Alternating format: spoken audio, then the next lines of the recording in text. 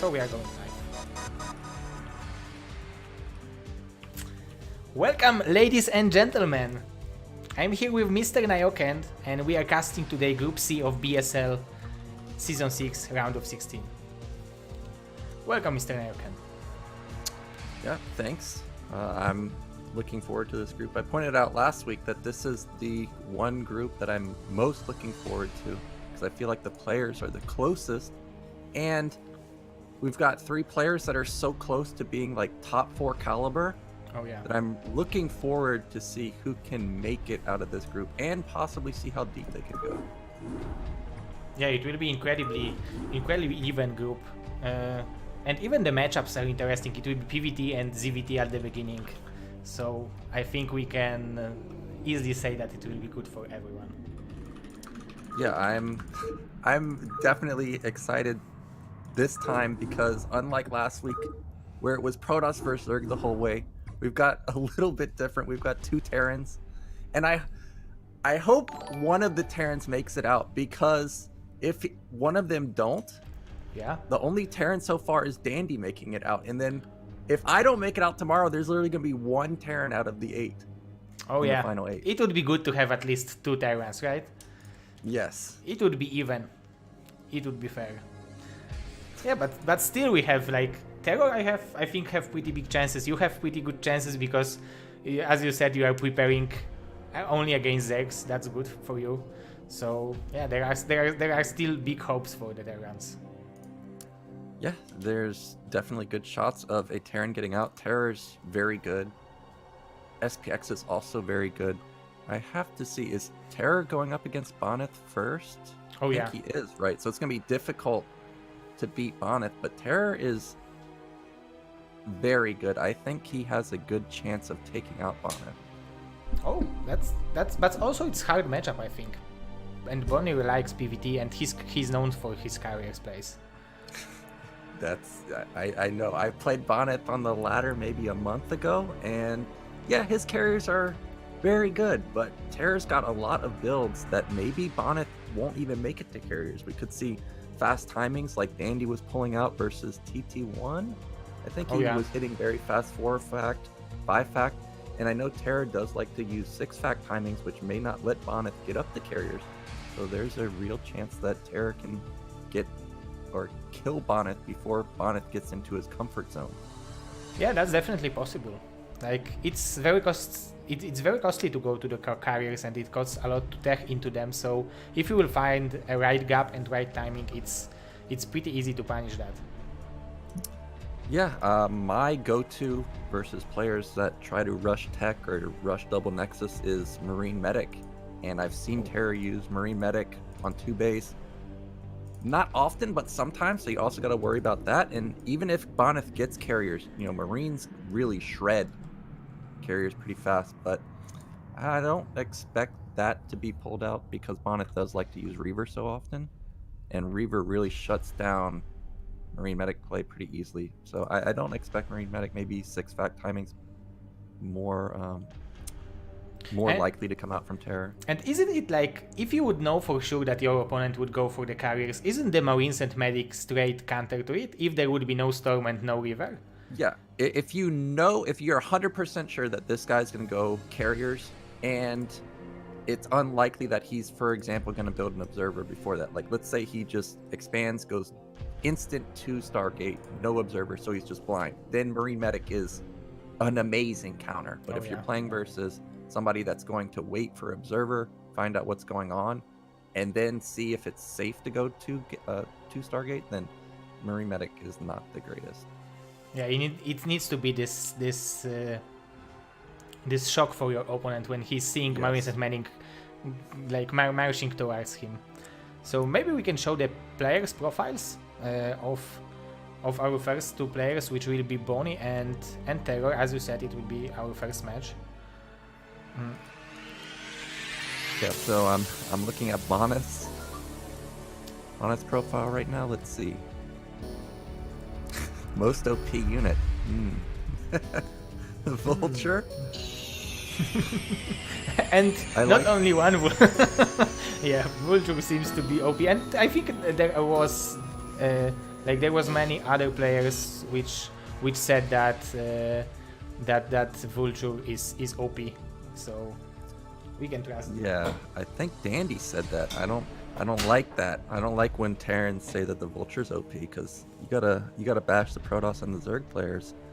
But I like what Bonyth said about this off-race MMR. He's a 2400 Protoss, but if he played Terran, he'd be 2600 and 2800 as Zerg.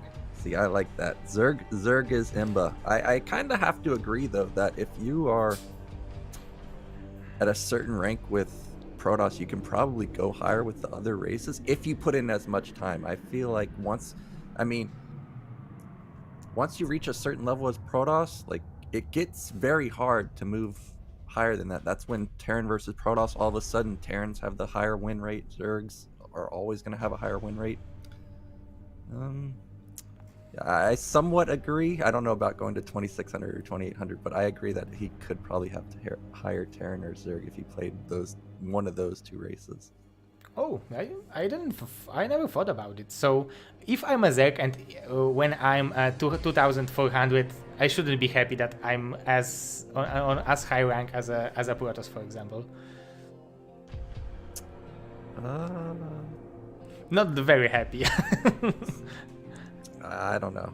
2400 is so high, like you're reaching almost not pro level, but like the tier below pro, if you know what I mean. Like the people that can almost qualify to ASL, like 2400 is really damn good. So if you make 2400, you should be very ecstatic to reach that ranking. I'm around 2300-ish, and whenever I play somebody that's 2400, 2500, like you can tell that they're really, really good. So it's pretty impressive.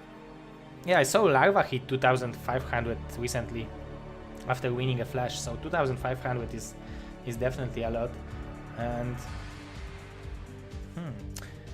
also there's a player Light, the Terran player Light. He recently, I don't know if he's permanently switching or what the reasoning is, but he switched to Protoss in the past couple weeks, and he already made it up to 2600 as Protoss. And the only reason I know this is because I actually played him when he was at 2100, and he was like amazing. So yeah, like 2500, 2600, 2400, they're all very good players. Let's take a look at TerrOr's profile. Oh yeah. And most OP unit Overlord. What? I don't know why. Maybe because it's like a supply which can transport units and give detection. When you look at this way, it's it's have a lot of functions for sure. But you can't kill anyone with mass overloads, unfortunately. Yeah, I mean that's a that's a weird unit to list. MMR looks like he is also in agreement that Zerg seems pretty easy to play. I mean, he also thinks that he would be higher rank if he played another race. I mean, I don't know. You have to find the race that fits your style. For example, I was a Zerg player in 2000, and back then, obviously, people didn't play as good as they did now. But if I was to keep playing Zerg, I don't think it would be as good, because Zerg, you have to control so many units. You have to be very good with the Defiler. Up until recently, Zerg players didn't build hatcheries next to each other, so you have to like screen switch very well. Oh yeah. For me, if I switched to Zerg, my MMR would definitely be lower, but maybe it would be similar with Protoss. I don't know. Building DT is pretty easy to use. Carrier is pretty easy to use too. Yeah, and you need to only have like I think even Rain is having like 280, 300 APM max, and it's definitely enough for him. So you don't have to be as quick as a Protoss, but you have to be very precise. Yeah, you have to be... At lower levels, you don't have to be that good with micro. I'm going to kind of say that. But as you go up, like, you have to have good Dragoon micro, like fighting versus mines. You have to have good Zealot micro versus Zerg, and great Storms and Reaver positioning and stuff. Protoss is not easy to play. When I off-race Protoss and Terran does a timing attack versus me, I feel like I can't stop it. But when I play as a Terran and go for a timing attack versus Protoss, I feel like it never works. So I don't know. It's tough to play every race. Oh yeah, definitely. So that's why it's so impressive that there was a players like Testy, for example, who could play each race on the same level, I think. Yeah, a funny story about Testy is when I had made it into ByClan, the clan with Flash in it. Everybody knows ByClan. Testy ended up joining, and at the time he played random, and I remember him playing versus. So people who watch StarCraft 2, they know MC the Protoss. Oh, yeah. He was not MC back then, but I remember Testy just beat MC with Terran, then beat MC with Protoss, then beat MC with Zerg, and then MC was just like, "Can you be my practice partner for every race?" Testy was really, really good. Oh yeah, definitely. He was one of the best players. That's why like Testy, like Mondragon, Draco, they back in the days, they could like when they was going on World Cyber Games, they was playing even matches against Chinese players like Legend, PJ, and they was fighting against some Koreans even. So that's that was a time when like I think the gap was a little bit smaller than now in StarCraft. Yeah, that Testy is one of the few players to actually get a win versus a top Korean like in a tournament. I think he beat Bisu at BlizzCon. I'm pretty sure he did do that, so he's very good. But what you said about the gap between skills and between Koreans and foreigners, I'm going to go out on a limb and say that I think it's kind of getting smaller a little bit now because people have access to VODs. Like we can see here, TerrOr MMR 2400. Dandy is 2400 or 2500, Bonyth 2400. You know, these players are really, or Eonzarg also in that range. These players are really close to hitting like 2500, 2600. And if you look at the ladder right now, 25, 2600, you're in like top 50, top 30 range. And if you think about, well, let's just say the top 30 were to make it into ASL. You know, there's, I think, is it top 24, top 30 making? Yeah, I think ASL. 24 or maybe 20. Yeah, 24 I think, and then advancing 12 and plus 4 from previous season. Yes, so you're like really, really, really close to making it into the biggest tournament in the world. So I personally think the gap is getting smaller with access to so much information. Oh, you might be right. Maybe I'm worse now, so I'm thinking this way. Yeah, but yeah, especially these days you can watch the VODs, which helps you a lot to see how the pro gamers are doing certain things, because back in the days you need to figure it out on your own how to do that, because you saw a replay, you saw it's happening, and now you can see, oh, he's doing this way. Oh, you can, like, yesterday I was talking to him and he asked me if I'm using M letter when I'm flanking something, because it should make the units getting closer to each other. I didn't know that there is something like M in StarCraft, which is doing something. Yeah, so I'm pretty sure what you're referencing right now is the drone micro, right? With using M as opposed to like attack moving. I don't know what M is doing. I didn't know. Okay, well I think that's what you're referencing, because I remember Koget posting in a Team Liquid thread where if you, so let's say you have like SCV versus drone. Everybody knows the sick drone control where the drone can do the moving shot, right? And the SCV like never hits it. Now I don't play Zerg, or Protoss. I'm pretty sure Koget was mentioning if you use move command to move really close to the SCV, you can do that moving shot with the drone and probe. Not sure because I play Terran, you don't have access to that. But yeah, stuff like that you don't learn just on your own, or it takes years to find out. Having access to all this information makes everybody a lot better. And if we go back to way in the past before replacing it came out, yeah, you know, it was very hard to improve, or you would come up with your own builds and you play somebody, you're like, wow, he did that, but how did he do it? You never know, right? So yeah, I feel like the skill gap is closing, and I'm looking forward to this group, see who's going to make it out of these top-notch players we've got. Yeah, the first match we will have Bonyth versus TerrOr. I think I sent you map, Mr. Nayoken, so we can see what the maps will look like. And the first match will be on In the Way of an Eddy, then we will move to the Circuit Breaker, and then if it will be necessary we will play our decider match on Benzene. So very macro-oriented maps. Maybe the last one is not so macro oriented, but yeah, it's still pretty big map. Yeah, these maps, you're definitely going to get a slugfest in the way of an if. So as a Terran player, I'm happy that we got these maps because I personally find Blockchain and Heartbeat and those types of maps to be pretty hard. Eddy and Circuit Breaker, not exactly the same, but very similar. And that's going to allow Terran to get 4-5 base. It's also going to allow Protoss to get 4-5 base very easily. Benzene, this to me is also a good macro map. Even though there's not as many bases, it's very easy to get your side of the map. So this is definitely going to be a slugfest. And just curious who's going to be the victor. Yeah, me too. So maybe we'll move to the first game and we will see who will take game number 1 of today's group. Yeah, I'm ready. Okay, let's go to the game number 1, Bonyth versus TerrOr.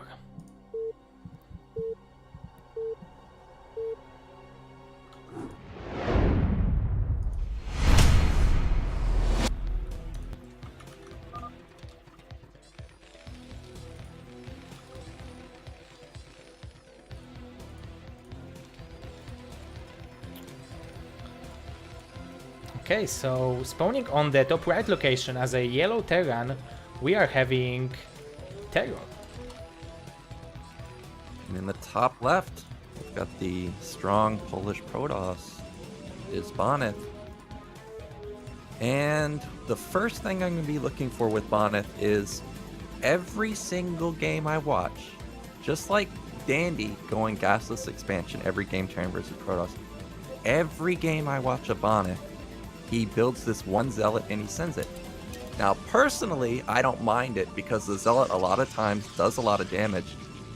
And it's scouting in the same time. Yeah, and it scouts. And when you're playing, when your opponent knows you're going to play this style as Terran, it's going to force Terror in this specific scenario. I don't think Terror is going to go gasless expansion because you're going to be fighting this Zealot. And the Zealot is a good counter to gasless expand. So if you're in Bonyth's position, you already know that you're going to be facing 12 gas, I assume. So that's going to be a pretty nice. So you can assume, judging by the map, that it's not going to be gasless expansion, right? That's what you're saying. Well, it's not going to be gasless expansion because Bonyth is going to build this Zealot every time, and Terror knows that you're going to build the Zealot every time. And if you know somebody's going to rally Zealots to your base, you're not going to gasless expand, and that's exactly what we're seeing. Terror already going for 12 gas. So the mind game here would be, is if Bonyth doesn't build this Zealot, that will allow Bonyth to get out a faster Dragoon, get a faster Nexus, faster second gate, whatever he wants to do. And 2-gate on Eddy is a good move if you can ever get to the ramp versus Terran. If they don't have like a bunker already set up or they give it up, you can just sit there forever. But look at this, Bonyth again, there's the Zealot that I was just talking about. Yeah, he skipped scouting and that's why he saved money for this Zealot. So this is, I think, smart. Of course, you can be unlucky. If you will scout at the third location, your scouting will be so late. But if you will scout on the first shot, it will be perfect for him. Yeah, if he gets lucky and goes to the right side, it looks like he's going over there. So this is already going to be great for him. And look at the Sim City for Terror. Like this barracks is not next to a depot. It's not next to the factory at the top. This Zealot could deal a lot of damage. I'm surprised that Terror sent his Marine this far out versus someone like Bonyth who loves to play the Zealot rally build. Because if you lose this Marine, a lot of times Terrans only build 3 Marines, and then 1 Dragoon versus 2 Marines, the Dragoon will win. And we can see Terror's turning around right now. He's got a micro perfectly because, again, he doesn't have a depot to walk through. Big hit going down. Oh yeah, very nice micro out of TerrOr. I think he was prepared for this Zealot, that's why he was producing Marines all the time, and he will not lose a single Marine in this battle. Very nicely done. Yeah, he doesn't lose a Marine, but he took a lot of damage on 2 of them. They're within 1 shot. This 1 Dragoon, really, if it micros well, it can probably kill all the Marines. Well, now it can't because there's a 5th one. But You see that Bonyth has the high ground right now. He's also forced Terror in. Oh wow, we have DT. Oh, he will scout the DTs with the STV. That's brilliant scouting. Yeah, so this was a very lucky scout. Oh Here yeah, comes even Terror lucky. trying to bust out, but look, one Marine down. He picked off the hurt Marine, so 2 are already down. He still has full health, almost. Now, what's the... Okay, he is going to go Templar. See, this is... I'm on the fence with this, with Bonyth, because when you play at high level, when someone scouts you, you think, well, I'm going to cancel it now to mind game them. But then the other player might suspect that you're canceling it. So then they don't build any defense for the DT. So I like that he's going for it. Unfortunately, Terror's going mines, but look at this Dragoon micro. Oh, he can't lose the... no. Oh, he will lose the Vulture. Oh my god, nice snipe. And 3 mines dies with the Vulture. Yeah, now that's going to be 3 less mines. But the mines are already out. But look, all the Dragoons, the Dragoons killed all the Marines, but he doesn't know that mines are already out. Oh, don't hide the Vulture, hide the Vulture, hide it. Ooh, yeah, I don't think he saw it. Oh, he did see it. Oh, Bisu. Yeah, so that great micro from Bonyth, and he has the Templar Archive done. Is it going to be Stark? Okay, he's going to go into a DT drop. Look at this That's micro. always dangerous. And it's, I think it's not very safe to go only mines against the DTs, because he can always sacrifice 1 Dragoon, go through the minefield, and then send the DT. So it's a very, very dangerous game TerrOr is playing. Ooh, this micro from Bonyth. Yes, exactly what you said, but this micro has been phenomenal, clearing out more than half of the mines. And will he suicide a Dragoon to clear out the rest of them? There is 1 DT coming across the map. Oh, he's gonna lose all of his Dragoons. Oh, wow, nice volley. Yeah, he knows that DT's coming, because there's no reason for Bonyth to suicide a Dragoon like that. So that was very smart crisis management from TerrOr. He has confirmed the 1 DT. Now, TerrOr's in a predicament because he went for the eBay, right? So that means he doesn't have an academy. And for those that play Terran in the past 6 months or so, there's been this 1 base or 2 base very fast Arbiter build. It hits around, like, recall hits around like 10 minutes. And because he's only showed 1, this could definitely be a fast Arbiter rush. But TerrOr has to guess what it is. Is it fast Arbiter? Is it DT drop? Did he just build 1 DT and then double expand? He has no idea. Now he's got to play. What's his follow-up going to be? It's going to be a starport. But I'm worried, where is the academy? If this turret dies in the main, 4 DTs will kill the turret very fast. And then how are we going to save our main? Yeah, the nice tweak is to lift your engineering boy or some building and put it on top of the turret. Then you can't click it and you can't kill it with the Dark Templars. But TerrOr is not doing that, and it will be very hard to defend. Even this tank will not help him. I don't know why he's sieging mode this tank over here. Oh, it will be a rush with a time. And Bony is taking the island expansion, which will also give him some gas resources to go for the Arbiter you said before. Here comes that DT drop. It's 3 DTs. There is 1 tank. He's going to drop right on the turret, I think. No, he's not. Oh, he wanted...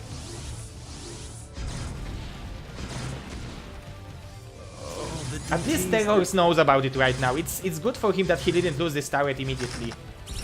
Ooh, those 2 mines got off direct damage onto 2 of the DTs. But the DTs are going to be so annoying, again, because we don't have scan. It's not like he can just scan and kill it. He's trying to get a Wraith out. I mean, really, Wraith is not the greatest. It will shoo the shuttle away. Okay, he's just going to sack the DTs in the main, let them die.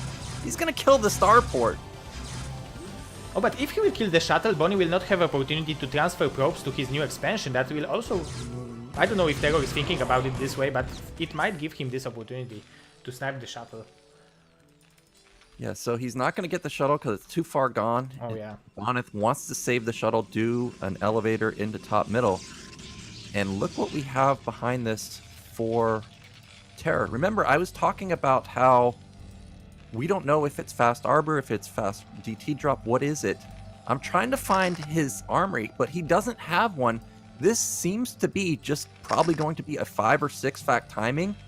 with a science vessel to make sure that he doesn't lose to, I guess, mass stasis or some type of arbiter play. But this is an interesting build from TerrOr, and this seems all in. If this attack doesn't work, there's not going to be anything to fall back on. We don't have 2-1 coming. We don't have a third base. So TerrOr's going to risk it all with a 5 or 6 fact timing with vessel play. But Bonyth will see everything with the observer, so he will know what he should be prepared against. And as you said, TerrOr is all inning. Oh my god, this mine can be so bad. That was a little bit lucky for TerrOr. Yeah, TerrOr just put down a scan. What did he see? Bonyth is a madman. Look at the main. We've got a support bay. Is that for Reaver? She's upgrading speed. I don't see a Reaver coming out, though. This seems like it's just going to be shuttle bombs on top of TerrOr's army. And I think Bonyth saw that because the observer is at the natural. He sees units coming out. So shuttle bombs will be a nice move to get on top of the tank count. But I'm a little worried that Bonyth's gateway count is so low. And now his cybernetics is spinning. Like, maybe he's baiting him. Maybe he's pretending that he's going for the carriers. That's when then TerrOr will go for the mass Goliaths and he will go for this mass ground army. I think Rain did it against Sharp, was it? Or Last, I think, or against Last recently on the blockchain. Oh, they ran by sick run by. There are a few mines left. 2 Vultures have 2 mines, so and a lot of probes will die to that, I think. Yeah, this cannon is not done. He's going to get into the mineral line. He's killing all the probes. He sees the cybernetics spinning. He sees the second Stargate. The second Stargate is going to mean carriers. A great probe drill, but this is pretty expensive for Bonyth. Also, TerrOr has confirmed that the gateway count is very low. And this is going to trigger an attack from TerrOr, probably maybe within the next 20 supply, maybe 1 or 2 more cycles. But this build from Bonyth is very weird because we went DT tech, which is expensive. Remember, it was off 1 base. Now he went robotics with support bay, got one of the most expensive upgrades in the game, speed. He's built another shuttle. He's now going 2 base or 3 base carrier. It feels like he's teched to every single path. Oh yeah. And that's a very expensive thing to do, especially versus somebody that's going for a timing like this. I think that this might have been a blunder, 1 too many tech paths for Bonyth. And TerrOr's army is pretty strong. He's got 9 tanks, 1 more round of tanks. What? Holy moly. TerrOr just put down 4 more factories. But he was only on 2. Okay, he's got a 3rd command center coming up. Yeah, and Bonyth is already mining from 3 bases. I don't know if TerrOr is aware of that base on the island. And I think he's shocked after seeing. Oh, now he's scanning. Oh, now he knows with the raid that the base is up. So excuse me, he knew about it. So maybe that's why he went for this +4 factories, because he wants to like kill Bonyth as soon as possible. Because maybe he thinks that it's too hard to play against Bonyth when he will let him to have like 6 carriers or 8 carriers. Yeah. So once Protoss gets up to that, look at these mines that TerrOr just set up. Luckily, there's an observer. With Bonyth's Dragoon army, he'll be able to clear them. Ooh, but I agree. Yeah, great pylon block from Bonyth. All these mines actually got a couple connects. So that's pretty good. And I agree with what you said about attacking Bonyth before he gets up to 6 to 8 carriers. You kind of have to versus him. And also on a map with Eddie with all these ledges, you definitely want to go for a quick attack. And that looks like what TerrOr is going for. I'm still trying to find the army. There it is, the top right. It's only halfway to +1. So this is probably going to be a +1 timing and go. It's about 2 minutes away. I think 2 minutes will allow you to get 1 more round of carriers. That will put Bonyth at BSL6 4 carriers, which is not critical mass, but it's enough to stall the game out long enough for you to get out 2 more for 6. So this is a little worrying for TerrOr. If he waits much longer, that window of opportunity is going to be down the drain. But now it's 3 bases versus 3 bases, and 9 factories is a lot. I don't know. You can saturate 9 factories with 3 bases, right? Yeah, you can. 9 is basically the maximum you can saturate, but you also have to remember that It's not just 9 factories, it's 9 factory tank Goliath, because that's the unit comp you want versus carriers. It's not like you're just building tanks and vultures. Vultures very cheap, whereas Goliaths are not so cheap. You've got to have a decent gas income behind it, and luckily for TerrOr, he does have 700 excess gas, so he's not going to have that issue. These 2 carriers, what are they doing? They're just going to harass the mineral line, and this is oh, it's going to allow mass shuttle play. Or maybe he wants to mine bomb. There is a one mine bomb possibility, but overall it's too well detected, too well protected base, I think. Yeah, but oh, we had a counter drop into the main. Dragoons are already set up though. Seems like it will get shut down. No, maybe not. These 2 mines are nicely placed, but shuttle's coming back. He is going to shut it down. But we're approaching max for TerrOr, and once max comes in, it's going to line up with his +1 upgrade. It's just about to finish. He needs to go now. He's unsieged at his rally point. Yeah, it's go time. He's decided that he cannot wait for more carriers. There's only 2.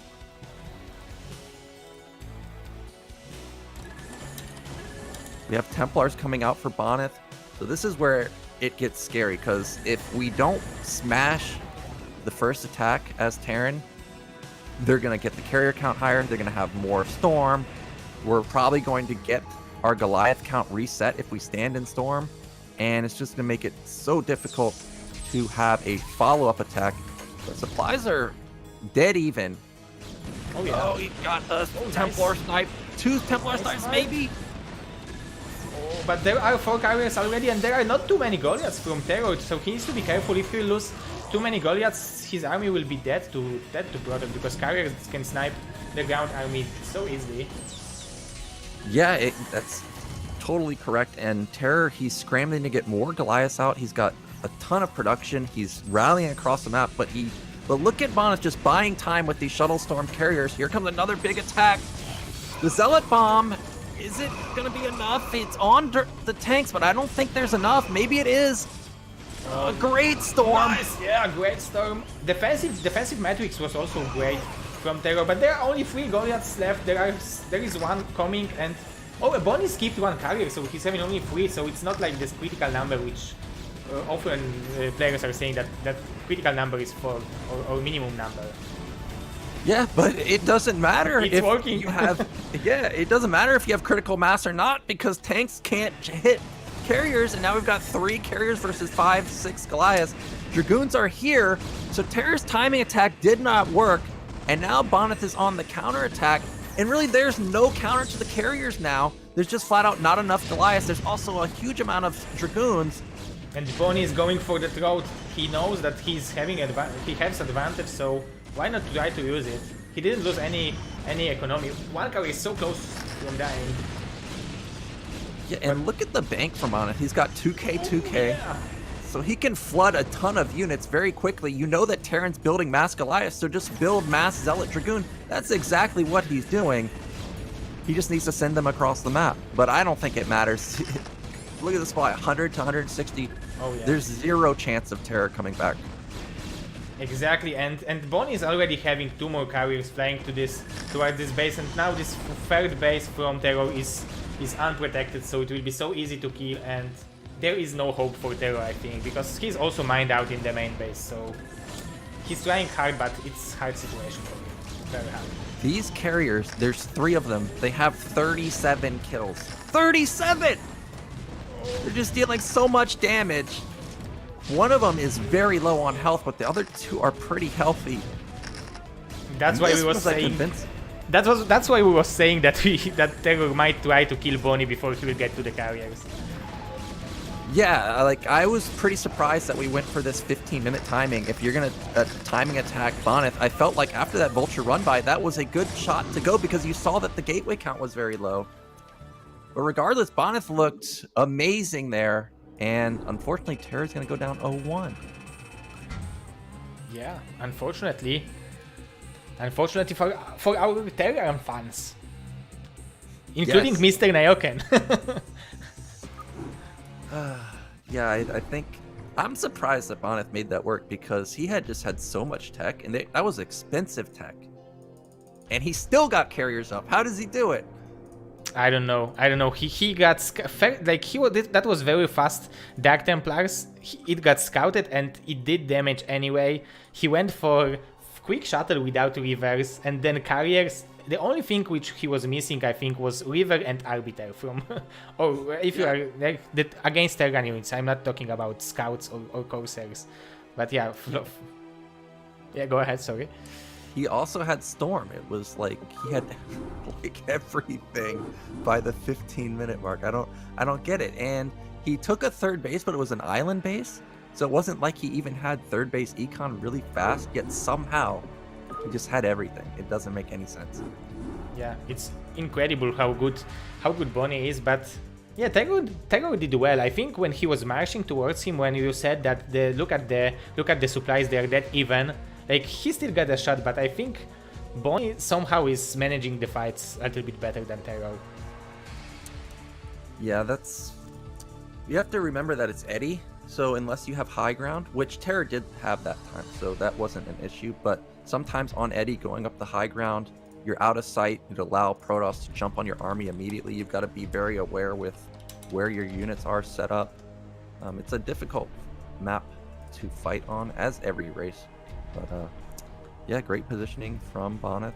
He didn't even lose his whole ground army. He had like 10 Dragoons left over plus the carriers. It was just fantastic from him. Yeah, but the harassment from TerrOr was also nice. He ran by a few vultures to the main base. He laid out a very nice minefield, and then few dragoons get cut on that. So he was doing whatever he could, and I really like his TVP. But like, it's always like this. He's in a very good situation, and then like Bonyth somehow, despite this even situation, he's winning the final battle. I don't know how he's doing that. Yeah, I don't either. And let's see if TerrOr can bring it back, because at least Circuit Breaker is a good Terran map. He's got a good chance here. Now people talk about how this is Circuit Breaker. This is a very good Terran map versus Protoss. So TerrOr's got a good chance to win here. But again, look at how the map is set up. There's so many ledges that Bonyth, if he can get up to that scary carrier count, again, we saw TerrOr fight carriers out in the open terrain. He didn't kill a single one. Now imagine if he just sits over the ledge the whole time. He won't kill any carriers. But I think it's possible to go for these 4 bases as a Terran, because it's like, if you are going for this 13-minute timing attack, you can go 4 bases and still hit the Protoss before he will get the critical mass of the carriers, right? Yeah, you can if they go for not instant 2-start or 2-base carrier. If they go like 3-base carrier, you can definitely hit before then. But still, it is very hard to fight carriers on here. But Bonyth showed you don't even need to have that many carriers. Just 2 is enough. Oh yeah. So let's see. It's gonna be hard. Let's see what game these players will serve to us on Circuit Breaker. Bonyth versus TerrOr, game number 2.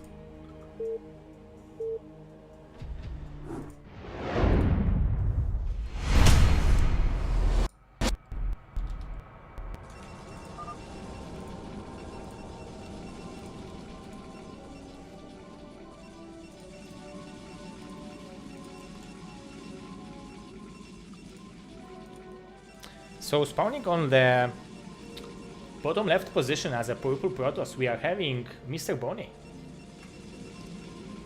And in the top right, we've got the strong South American Terran. It's TerrOr.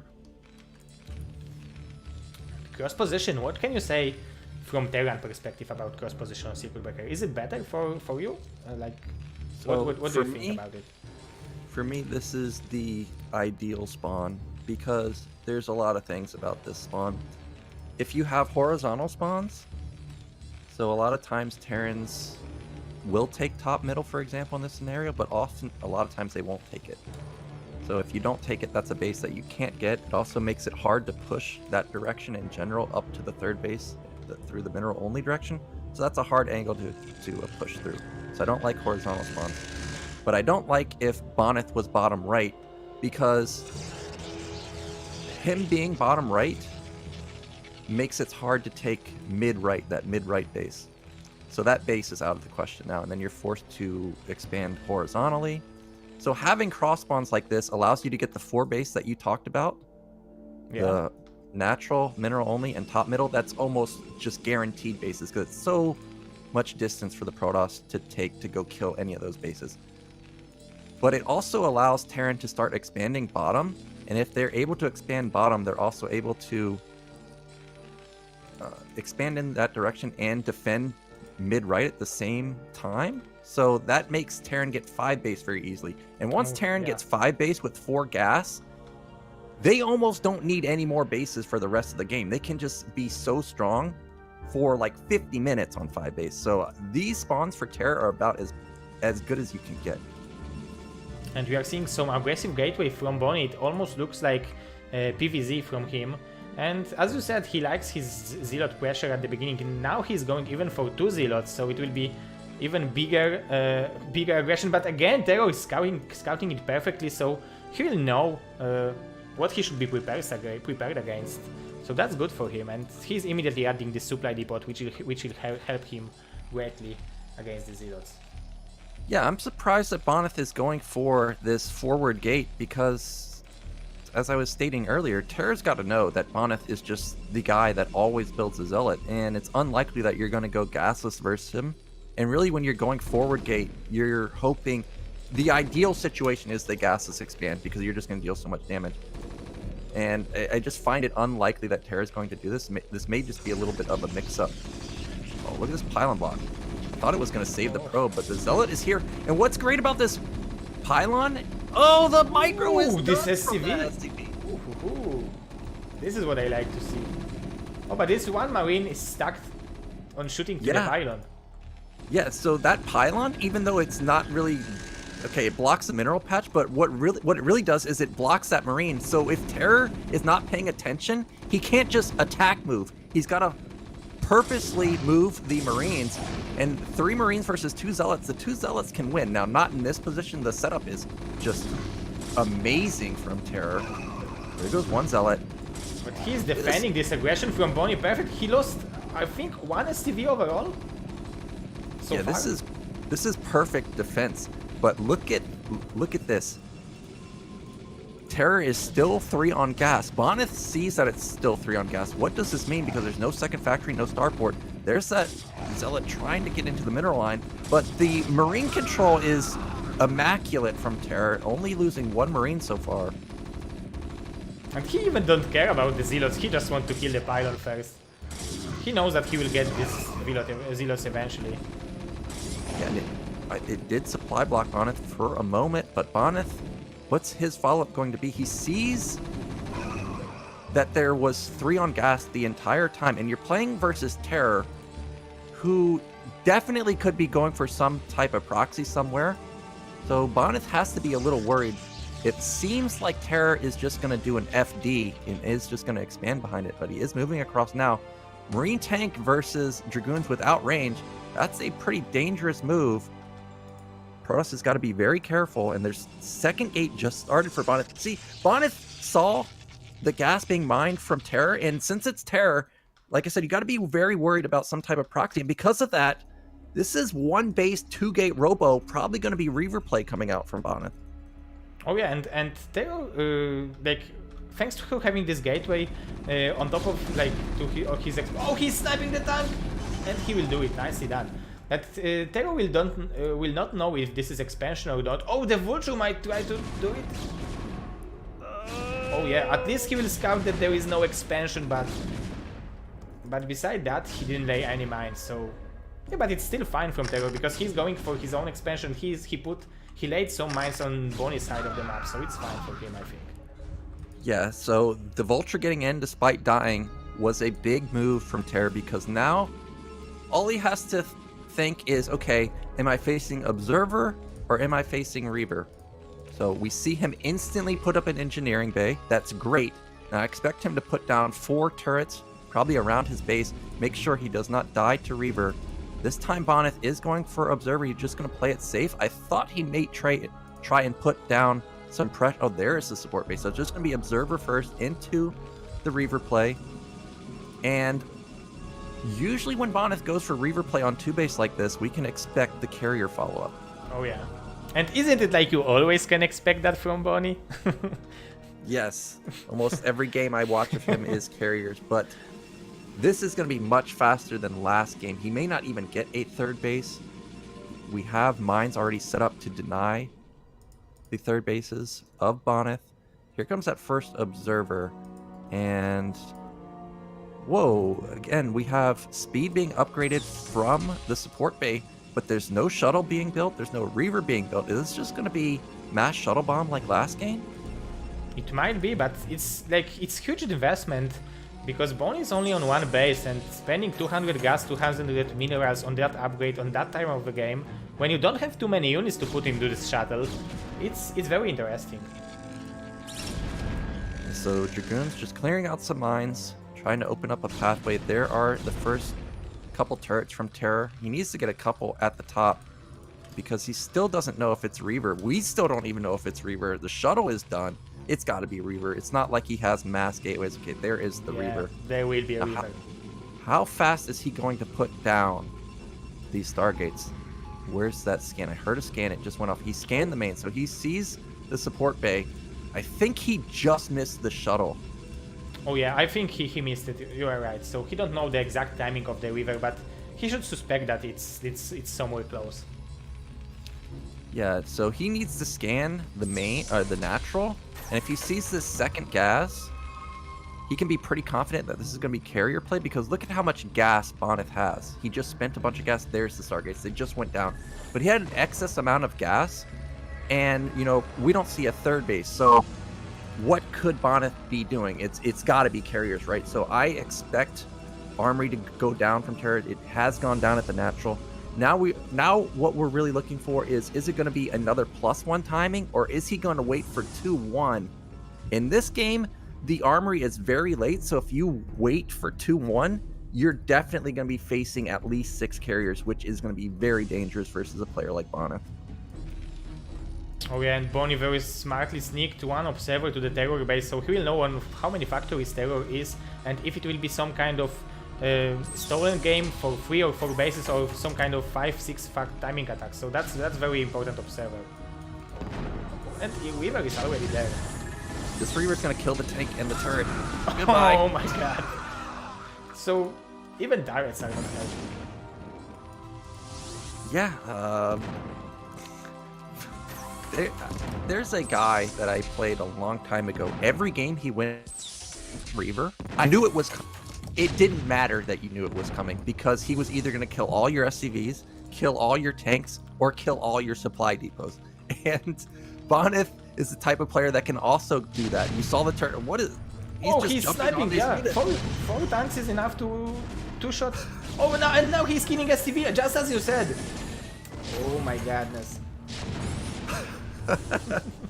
I mean, that's not a move you expect, but now he killed an SCV, he killed a turret, he forced a full SCV pull. This is a lot of lost mining time. Oh yeah, that's and exactly. Because of it, it's buying time for his carriers. The fleet beacon is done, so the first couple carriers are going to be starting any moment now.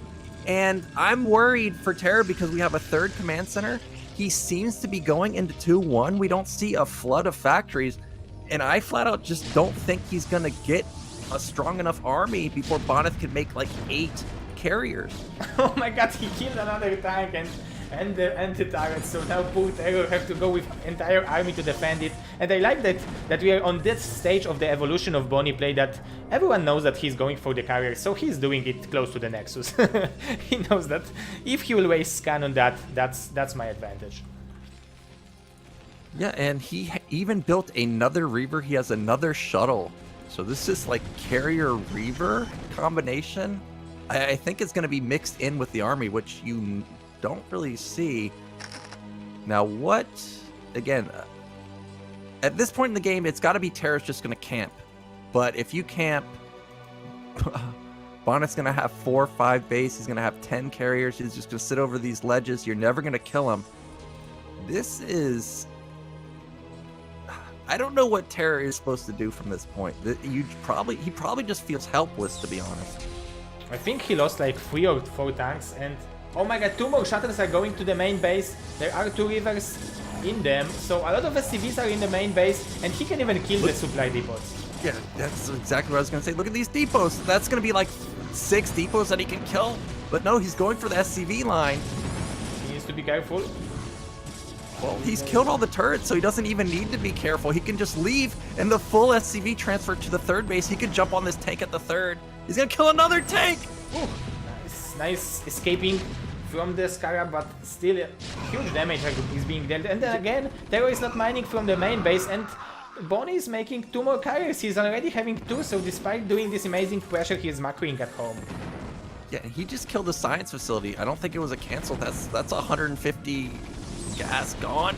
He did get 1 Reaver, but it doesn't matter. There's no way TerrOr can put any pressure back on. We see Bonyth with a 20 supply lead. He's not mining in his main. Now, Bonyth, I'm surprised there's no 3rd base at this point, because if TerrOr had some kind of miracle defense, it would get a little iffy having such a low econ from Bonyth. He may end up double expanding now, but regardless, these Reavers have done so much damage. I wonder how many kills that 1 Reaver has. It's got to be around 20, I think, at least. Yeah, it's got to be. And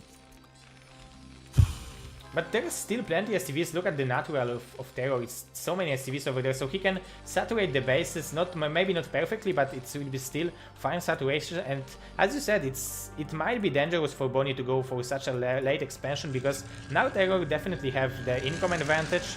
And if you macro correctly to the Goliaths and defend these carriers, it might be fine for him. It might be, but it's going to be tough. Yeah, Bonyth is definitely in control. I like what you said about the natural SCVs. He's got a lot of SCVs there. What he needs to do is transfer some to his 3rd base and to his main. Well, maybe just his main, because his 3rd is pretty good. His natural is really oversaturated. Okay, he is transferring to the 3rd, or I don't know. But regardless, he is now resaturating his bases very nicely. So his econ is going to be pretty good. But supplies, again, up 20 for Bonyth. He's got his 3rd base coming. He's already got 4 carriers. 4 carriers are already out. 6 are going to be out in a minute. And what does TerrOr do? It's 2-1 is the most important breakpoint versus carriers, and we only have +1.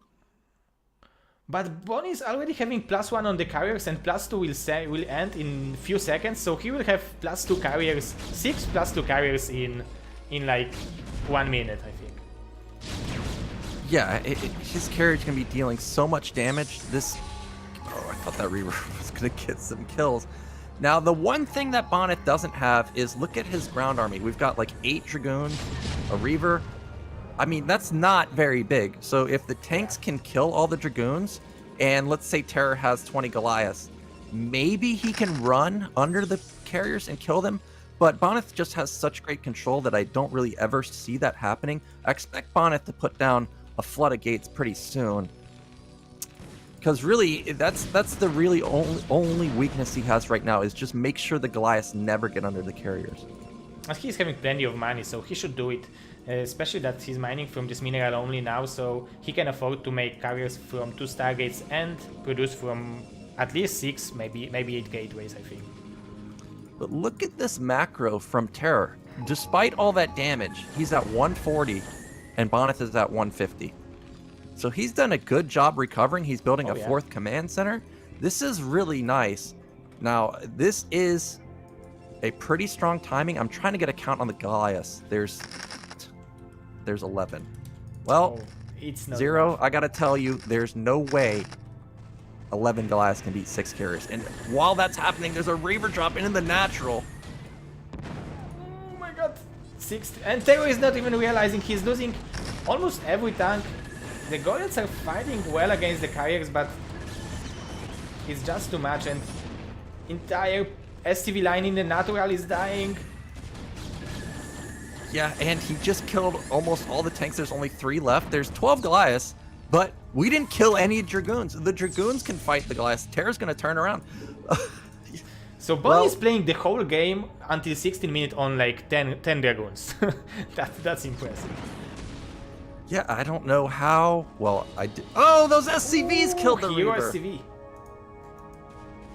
So we just saw TerrOr lose 40 supply, and Bonyth's supply only went down 10. That's just the power of great carrier control. You saw all those tanks just insta-die. Now Bonyth's got his 4th base going up. I see the forge spinning, so he's finally getting ground upgrades. We still don't see an influx of gateway units, but he doesn't even need gateway units now. He's got 6 carriers, 2 more have just started, so he's gonna have 8 Oh, in a and minute. two more are flying in, so 8 are already in the field. Even worse, he's got yeah. 8. And +2 is halfway done for TerrOr, but it's not gonna, and he's gonna lose his science facility. It's out in the middle of the map. That means he's not gonna be able to get +3. And this isn't Fighting Spirit where he already has 3 gas, so every building lost like this is gonna be a huge hit. But how do you stop this? 8 carriers, they're sitting on a ledge, they're sitting on bridges. We have 3 tanks versus 10, 12 Goliaths. He's going for the raids, and maybe it would be a good idea, but I think he's going for it too late. And even now, if he would kill every single carrier, it would be not enough to deal with the ground army. Yeah, the positioning from Bonyth is just perfect. You see he's just on hold position at this choke because he knows it's the best angle. And the Goliaths can't even hit the carriers. They're just dying to the Dragoons. Anytime one gets out of position, he snipes it. Command center is going to go down very quickly. Finally, the Goliaths get a couple hits, but it's only 6, so it doesn't matter. Also, TerrOr's building vultures. Here come those wraiths, but it's only 4. Is there an observer in our army? There is no observer. There was one, but I can't find it now. No, there is no observer, you are right. So these wraiths will kill a couple of carriers. It looks like he may get 2 of them. The observer is coming. Oh, it's These wraiths will get taken out. Got 3 carriers, but there's still 5 left. We know 2 have just finished. And that's going to be Bonyth taking the game. GG. GG, indeed. Whoa. But after 2 very nice games, I need to say, there was no some cheesy all-ins. It was very nice games from these players. Yeah, the Reaver control from Bonyth, very sick. There's a reason that you put turrets on the outside of your base and not just, very close to your buildings, just to prevent like DT drop. Like you have to put them on the outskirts because, as you saw, if the Reaver can land, it's gonna kill a bunch of stuff. He got like 5 turret kills, 5 tanks. The Reaver damage was just crazy and kept TerrOr in his base for so long, allowed him to get the carrier count up. And then Bonyth with carriers, I don't think I've seen anybody kill Bonyth once Bonyth gets the carriers. There's an epic game in a Have At You where Dandy had like an unlosable position and Bonyth still won. Oh yeah. And I remember he went for carriers on blockchain against Devolt, I think, was it Have At You or STPL, some kind, and he went for, I think it was the Nation Wars, Poland versus Russia, and he went for carriers in PvP and he still won against Devolt with carriers. So that's incredible. He needs to love these units and he's good with them. Yeah, carriers and Protoss versus Protoss, you don't see that, and the reason is because Protoss has really good counters to carriers. You've got scouts, you've got Arbiter with stasis, you've got mind control, so that's pretty impressive. But Bonyth is going to be our first winner. He's going to make it into the winners round. Now we're going to have SPX versus Naugrim. Yeah, we'll go. Yeah, that's right. Naugrim versus SPX after a short break, so don't go anywhere. We will get back to you in 2 to 3 minutes with SPX versus Naugrim. Goes to TVZ, so don't go anywhere.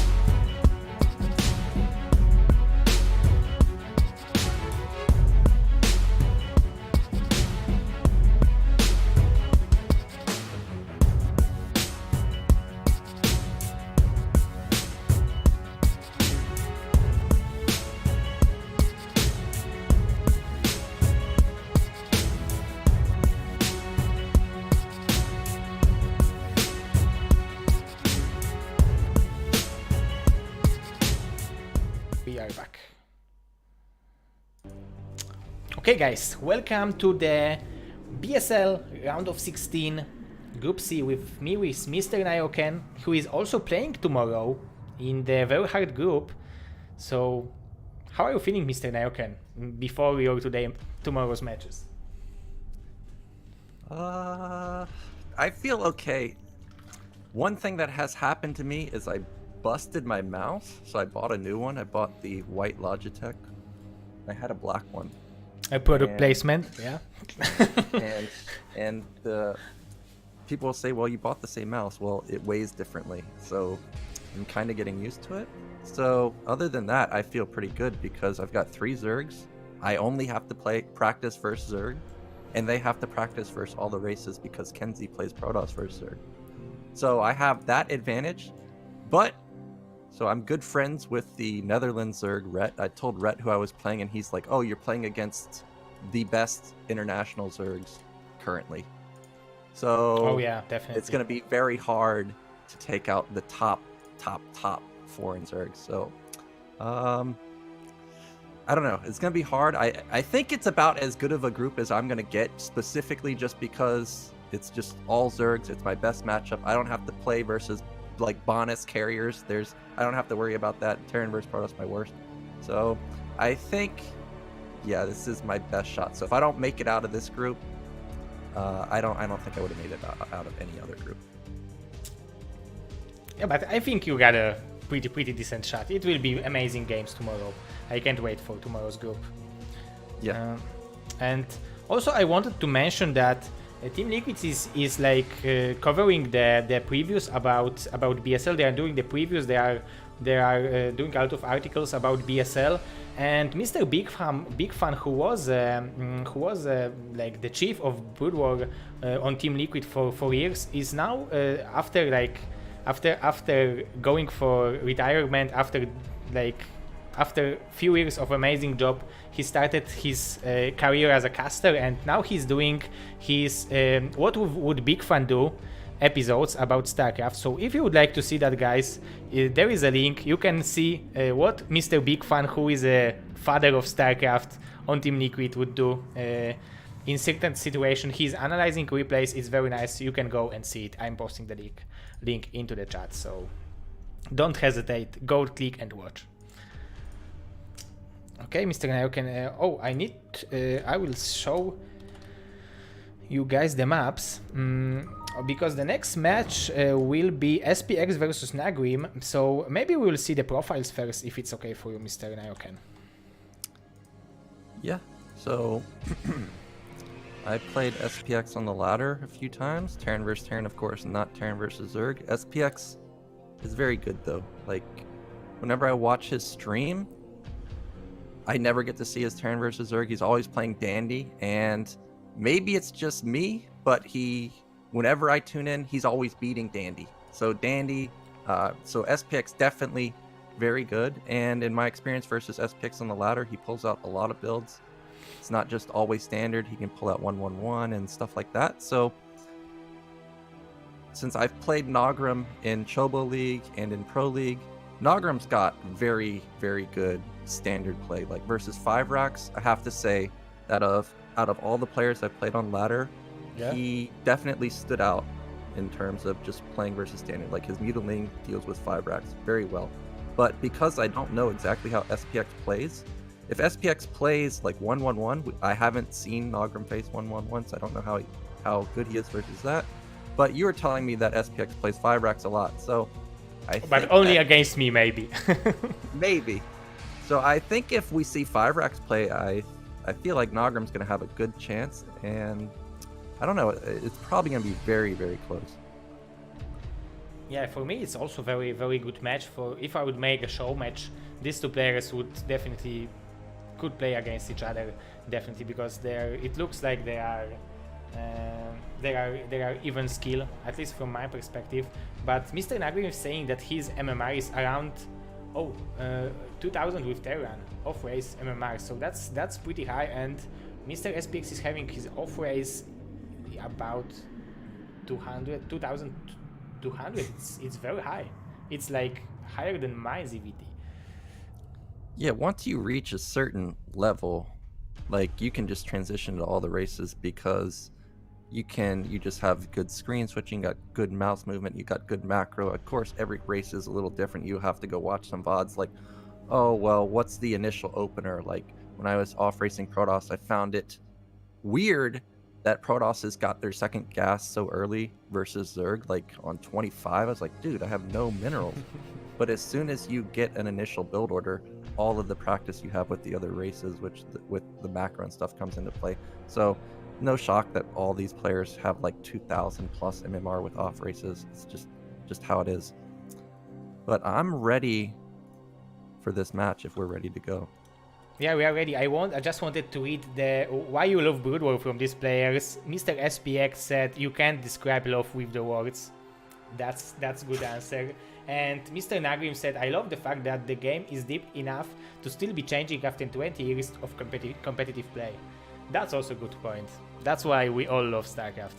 Yes, and I especially agree with SPX because you sent me that question, and oh yeah, I didn't even know how to answer also it. have profile. I would have written like 100-page essay on it. So I just left it blank because it's exactly like SPX said. You can't even put it into words. Yeah, it's hard. It's hard, tricky question, and like I guess you can say the essence, and the essence is I love because I love I love StarCraft because it's easy to love StarCraft if you are a smart person. Yes. Yeah, okay, so if you are ready, we can go for the game. Match number 2, game number 1, Naugrim versus SPX. The map will be Circuit Breaker.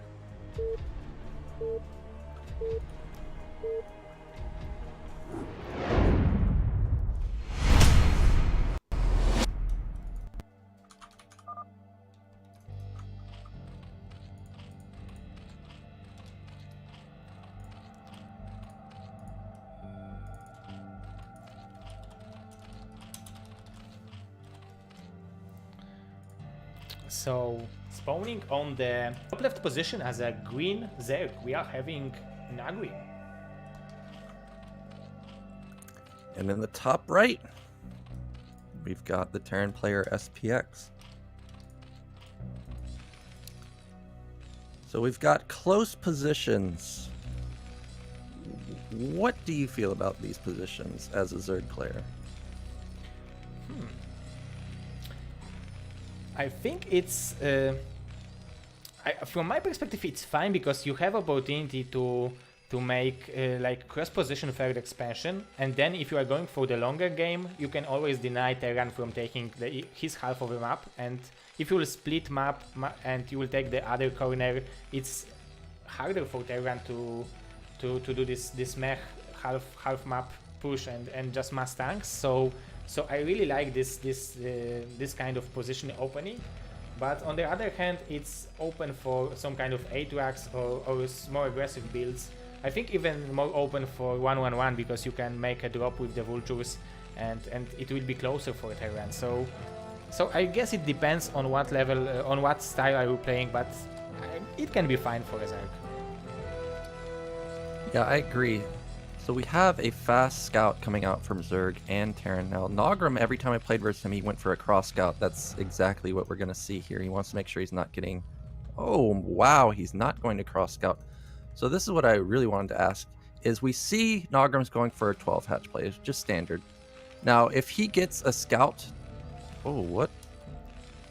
On the bottom right now. Well, what I was going to say is, if you scouted Terran first, and you're in this point in the game where you haven't decided on 3 hatch or 2 hatch, if there was a close spawn position like this, would it ever make you change your mind between, oh, well, I was going to 3 hatch, but now I'm going to 2 hatch because he's close to my base?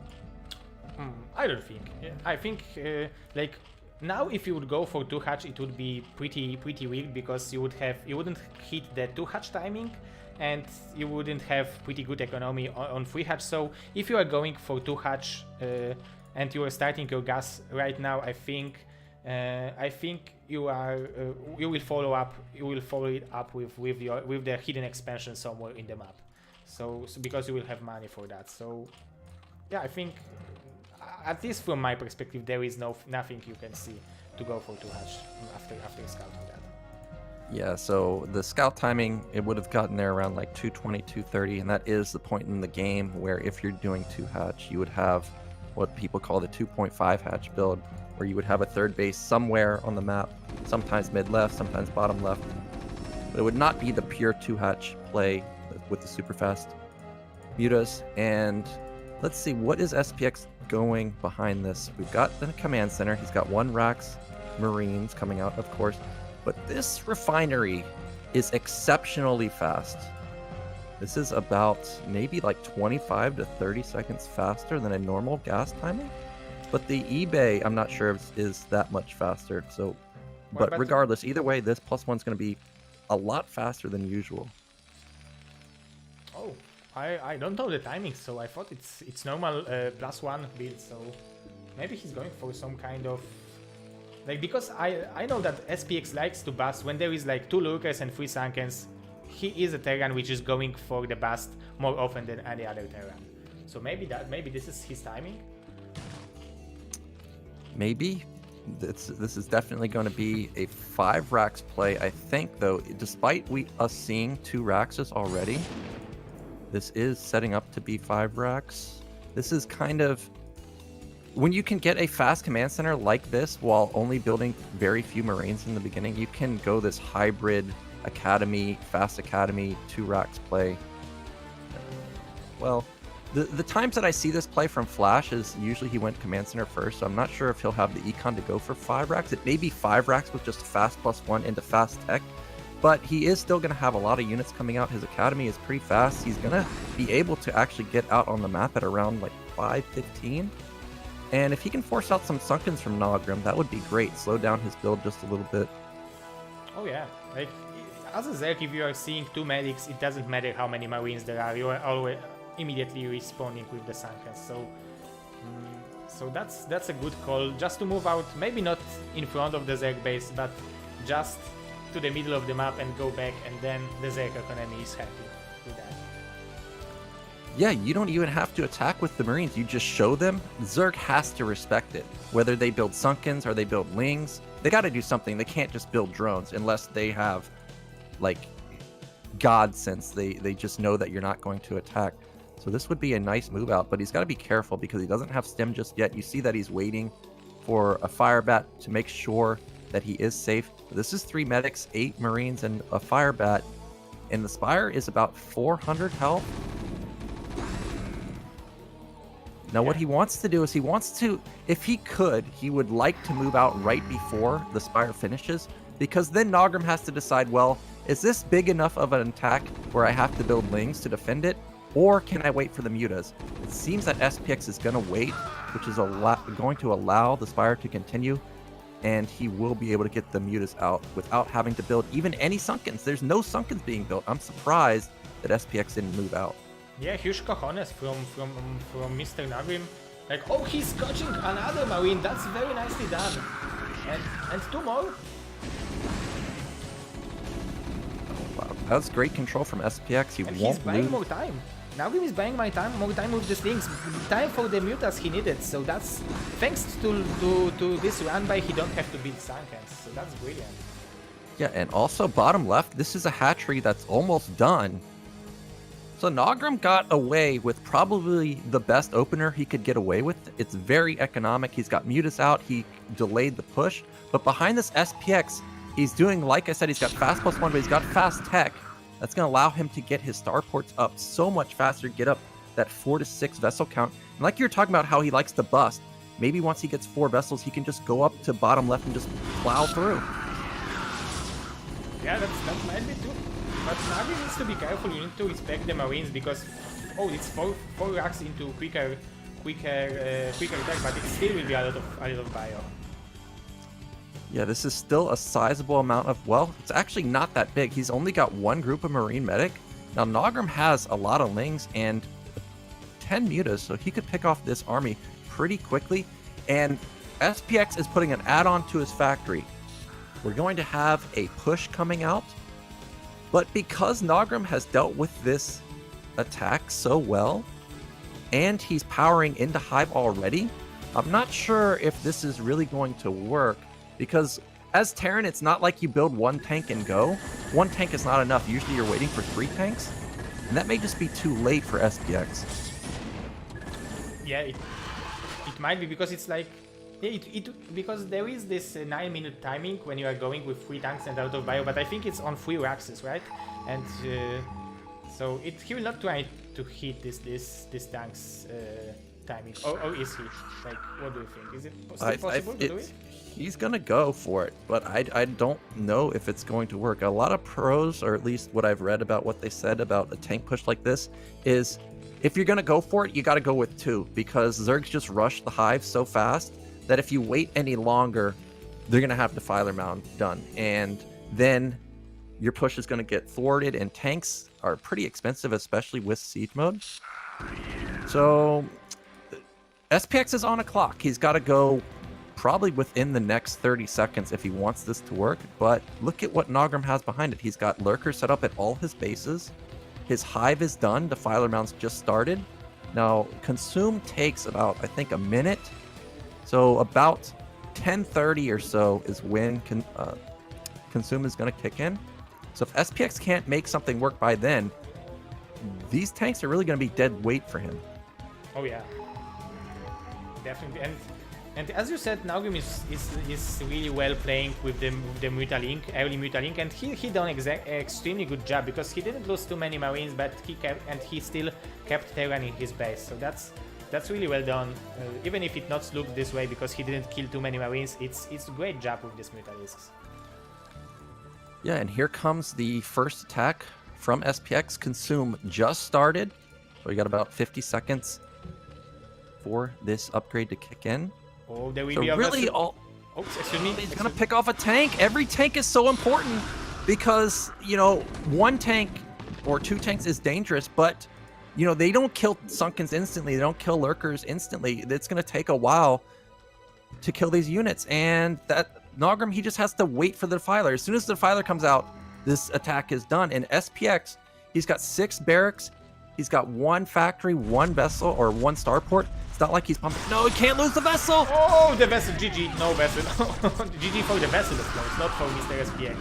Oh, but all the mutas died extremely well done with the irradiate. And SPX is going for it. He's having 1-1, so the Lurkers need to shoot 3 times to the Marines to kill them.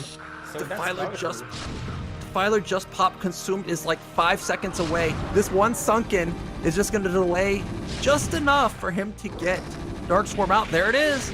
So this attack's done. This attack is over. Now what does SPX do from here? I saw him build a dropship. Where did it go? Did it die? Oh no, it's going to the top. Only. Yeah, it's going to the top, but Naugrim's already set up.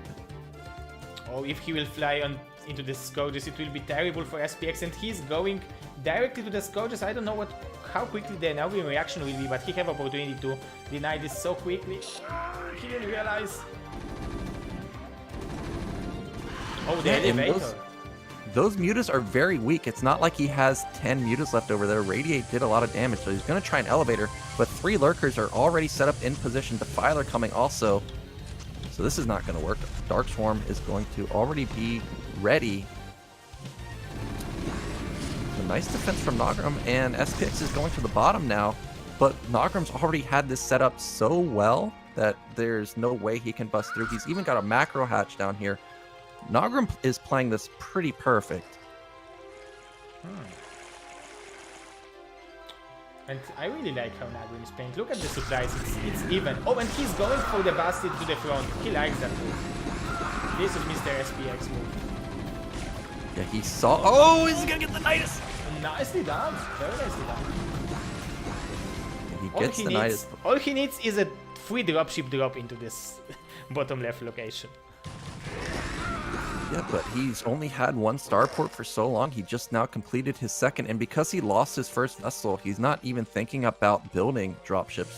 He's building vessels nonstop at this point. Now he's building a dropship because he knows he's got to get up those vessels, because if he doesn't, how else is he going to kill the Defiler? There's no way for him to kill the Defiler. And Naugrim going to take the low ground, 4th base now. And as Terran, I can tell you, if Zerg is already thinking about taking a 4th base, and you don't even have your 3rd base set up, it feels almost impossible to win. Yeah, and it looks like SPX is preparing himself to make like 4th and 5th expansion, but as you said, it might be a little bit too late. SPX is trying to make something happen. Here comes another drop. There's nothing. Oh, there's the mutas. He will pick it off immediately. Naugrim, man, how well he's playing. Like, it's incredible. Yeah, so what should SPX do? He's got his 3rd base, but his command center is floating out in the middle of the map. It hasn't landed just yet. He needs to start thinking about taking bottom right because Naugrim is just exploding, and if he's not ready with bases set up in the next 3 or 4 minutes, 17 minutes mark is really when Zerg just starts getting out of control. He has to have bottom right set up by then. If it's not, he'll never get it. Here come Lynx trying to already deal with this small army. Ultra is covered, is on the way. Another hatcheries from Mr. Naugrim. 1-1 is already done. He's even making the car pace just to deal with the battle cruisers, because when we have +1 car pace, then the battle cruiser can kill the scourges with 1 shot. So that's brilliant.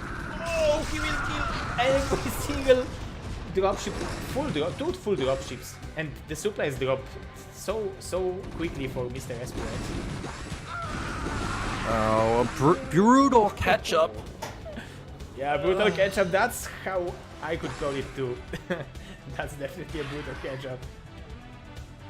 I just don't know what SPX can do. Like, he's trying to make the drops work, but Naugrim is just too solid. There's no holes for SPX to get through. And Naugrim already has his 4th base. He's just now starting to take bottom right is SPX. And does he need to switch into mech? Like, what's the move for him to get back into the game? He needs to trade as efficiently as possible. We see him pumping out tons more vessels. He does need to do that. He does have 2-2 going, so it seems like it is going to be pure bio play, but I just don't see that working up against the huge econ that Naugrim has. Maybe we need some battle cruisers. Maybe battle cruisers to clear out the Scourge, and then maybe 4 dropships get into the main, but we don't have the battle cruiser add-on just yet. I don't know what SPX can do. Me neither. It's like 2-1 hit, but 1-1 on the links with the adrenaline upgrade, and the speed, and the defiler is still very powerful. I think SPX is doing well. He's macroing with 7 barracks, and he's not having too much surface. He's doing whatever he can, but Naugrim is just too solid. He's playing so well. Yeah, now we have this even just small Ling 2 lurker attack. It's going to shut down the 3rd base. And this was like not even an important army for Naugrim. He committed basically 0 for this. He's going to shut it down completely, draws the entire army back. It's like technical knockdown. Yeah, and here comes another small attack to bottom right, and we have Pure Marine versus Ling plus Darkswarm.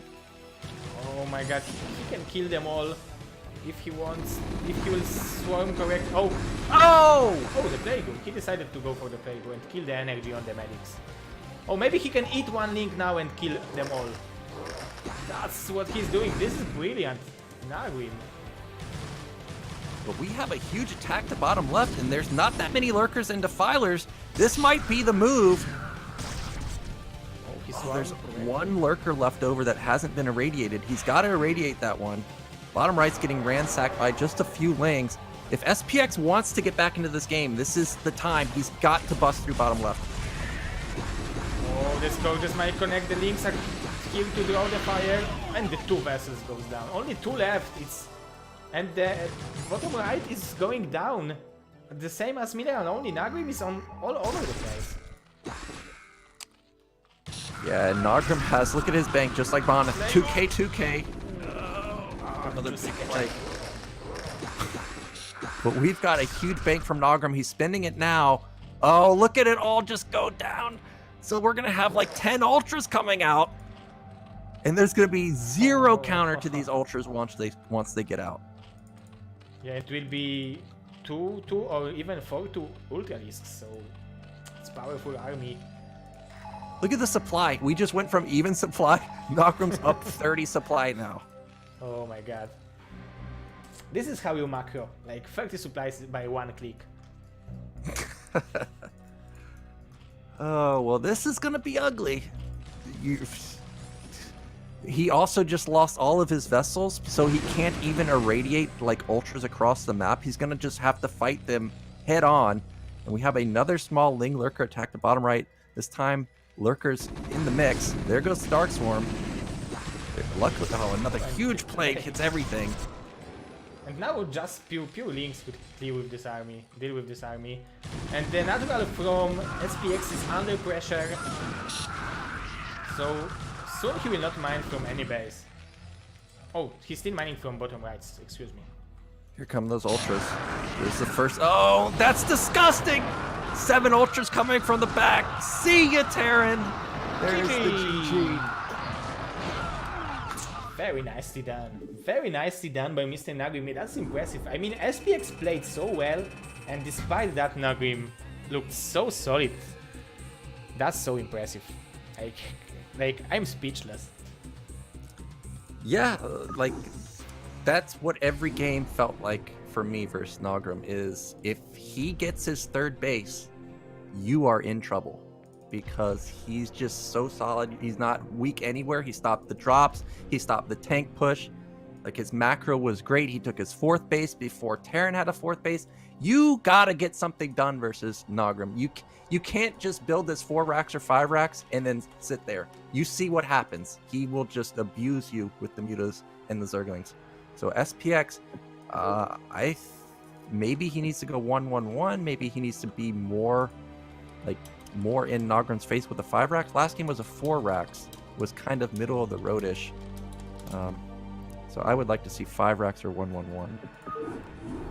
Because the next map will be in the way of an eddy, right? Is it? I think. Yes, it is in the way of an eddy. So this is going to be at least a similar map to Circuit Breaker, but a little bit tougher for Terran with all that little up and down ramps and stuff. So I think I'm gonna have to favor Naugrim a little bit here.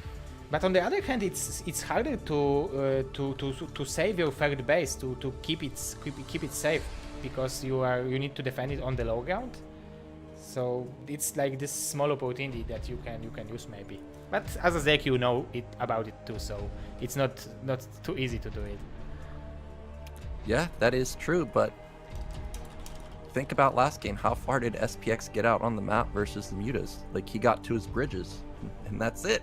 So you don't even have to worry about that if you just keep Terran in their base. So this is gonna be tough for SPX. Oh yeah, it's going to be tough, but he's definitely a player who can do it. I think like on the BSL ladder when he was playing to qualify, he played so many games. He played almost 200 games and had 143 to 36 losses, which is incredibly good. Holy moly! Yeah, a lot of games and incredibly good win ratio. So he's definitely a player who can beat Mr. Naugrim. So are you ready, Mr. Naoker, for game number 2? Yeah, I'm ready. Okay, so let's go. Game number 2, Naugrim versus SPX.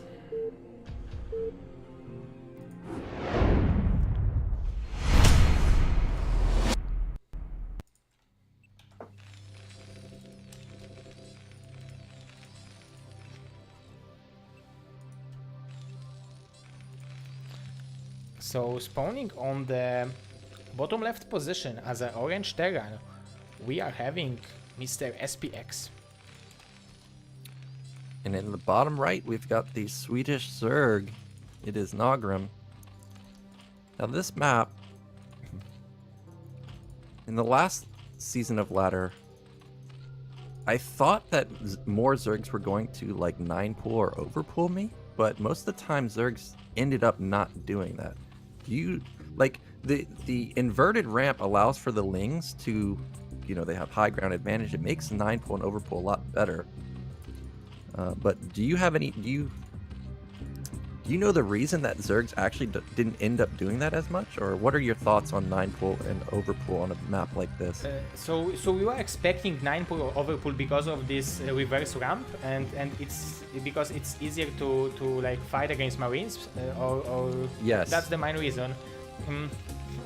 Maybe because like the game went so well, so far with its evolvement that maybe the Terran expects that and Zergs then do it. But yeah, you are right. It should be a map where we are seeing the 9-pool or overpool more often than, for example, Secret Breaker or Fighting Spirit. Yeah, and Naugrim, he's not going to go for that. Now, Naugrim seems to just be pretty standard. I think the one game he played unstandard versus me was on Sylphid. He went for an overpool, I'm pretty sure. So no shocker that we're going to have a 12 hatch. And again, Naugrim with the standard cross scout. Now, I have to say on Eddie, I think the position that his drone is at right now is really the only spot you can really, well, maybe not the only spot, but one of the few spots you can actually proxy on Eddie. So I find it interesting that he did go for a cross scout because it's just so unusual on Eddie, but he may have felt that, well, he won game one, looked like pretty easily that SPX may be feeling the pressure and may go for some type of one base play, but there is no 8 racks. SPX is playing just standard. He got off a first scout, and because of that, we see the command center coming down very quickly. I really like that Naugrim is trying to be as safe as it possible. He's not even trying to scout where SPX is because he found it with the overload, and he was trying to see that if there is no 8x anyway. And I thought about it for a second, Mr. Nayoken, and I think that Zergs these days are not going for this 9-pool or overpool that often because of the 1-1-1. If you will go for the 9-pool and you will, the Terran will go for the 1-1-1, I don't think you will have a sunken on time with on your hatchery, on your expansion. Or even if you have such a low eco that it's hard to fight against 1-1-1. Yeah, that's true. Your econ is really shot with a build like that. So that could be true. Now, Naugrim is just going standard. He's got his gas started at around 3 minutes. So that means it was about a 15 gas or so. So his econ's going to be very good. And he'll probably be able to get down a third hatch pretty fast, or a third base pretty fast, just like last game. And SPX's response is, again, we're going to have 2 racks. It's going to be an academy before the engineering bay. So this time he's decided that we cannot let Naugrim just get away with murder. We've got to put a little bit of pressure on him. And because of this, Naugrim won't be able to get his third base as fast. There will definitely be sunkens this time. Yeah, and I really like this change of the plan from SPX because like he let for he didn't apply too much pressure on Secret Breaker and then he let for too much. And Naugrim went for such a safe and easy third expansion that probably SPX now thinks that if he will apply more pressure, maybe the game will not go for the Naugrim ways. Yeah, and this Ling is the first scout I think Naugrim has really gotten off. He didn't see, he hasn't even confirmed the Marine count. He doesn't know if it's 1 racks, is it 2 racks, and the medic is coming out right now. So we're going to have a move out at around 4:45. This is going to be a very fast timing. The lair isn't even done for Naugrim, so he's going to have to scramble to get up some sunkens. This is close spawn too. SPX is going to be able to get across the map pretty quickly. This Ling has to see these Marines. If they don't, if he doesn't see it pretty soon, there's no Lings, there's no sunken. Yeah, the reaction needs to be immediate. Oh yeah, and he's immediately going for the creep colonies. And there is no steam yet, but I think 2 sunkens will be enough, but 3, yeah, because he will send reinforcements, so 3 will be good, to have, make Mutalisks safely.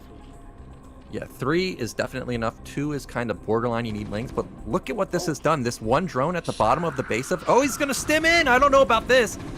The sunkens aren't done yet! I don't know if it's possible to defend it. Or maybe it is with the Lings. Oh my god, such a huge drone. Oh my god, this defense from Naugrim. That was an amazing drone drill. Saved him the game. And just now, Naugrim has started his Spire. So we're going to have 7:30 Mutalisk. Now, SPX doesn't know that just yet, but he's done tons of damage. He's in a great position. Now, what is his follow-up going to be? Again, it's going to be a fast factory. But excellent run by from Naugrim, and now there are only 2 Marines to defend the natural. He's building 2 more Marines, so this will not be enough. I think he will be forced to pull SCVs, and yeah, he's doing that. Here comes a Ling counterattack. There's almost no defense for SPX. Lings, you can't let them into your base. This is so many Lings. Oh, he's going to kill so many Marines, and also he sees the factory, so he knows exactly what's going on. That's brilliant from Naugrim, and he will have such a late spire, but he's killing so many STVs with the Lings. He scouted, as you said, he killed a few Marines. Oh, that's brilliant way move with this Lings. Yeah, SPX was in an amazing position, but this Ling counterattack has brought Naugrim back into the game. He's also confirmed the Rax count is very low, and because of that, we see a drone moving across the map. He's going to take a fast third base because there's no way that SPX can actually go kill it. So this is a great response from Naugrim. Oh, and 2 hero Marines in the middle. I don't think you want to lose these 2 Marines. Especially that you are going only off roof 3 axes. He's got a miss rally. He's going to get 2 more caught. And really, we don't have that much bio. There's like 9 Marine Firebats. Bunker barely finishing in time. Here are the first few mutas coming out for Naugrim. He's got 6. I don't see a Hydra Den or Queen's Nest. What's this drone? It is a Queen's Nest, so there's no lurkers for Naugrim this game. He's going straight. No, he's going to build the Hydra. I was going to say he's going straight into the Hive. And yeah, another losing medic to the rally point. I think SPX might be maybe a nervous some way. He was saying that he has some kind of technical difficulties with the computer. Maybe that's that, but I don't know. Yeah, maybe a little bit of nerves getting to him. Hopefully he can fix that rally point pretty soon, because he's already lost about 5 units. But he has got his 4 racks up. He's got his starport done, factory done, but his econ is really shot. I don't see a single tank out just yet. Yeah, and so this build is based on like making going for 3 tanks on 930, right? Yeah, he needs to get out on the map pretty soon because the Queen's Nest done. The Hive has started. This is looking exactly like last game, where these Lings and Mutas have kept SPX back. Mutas harassing the natural. But there's not, well, there is 11 of them. Holy moly. But it's doing what it needs to do. It's just keeping SPX back, just buying time for Naugrim. This is again going to be a scenario where SPX has maybe like a minute to go and get something done. And if he doesn't, we're going to have the exact same game as last time, where Naugrim already has a third base. He's going to have it defended perfectly. And it's going to be SPX trying to make some magic happen with drops or mass vessels or something. He's already transferring drones to the third base. After that move, you can see that Zek is feeling comfortable in the game. If he's transferring drones from the natural to the third base, that's mean that he is in good situation. And yeah, the lurkers will be definitely on time in the third. So yeah, it looks definitely as the last game, and I think it looks even better for Naugrim.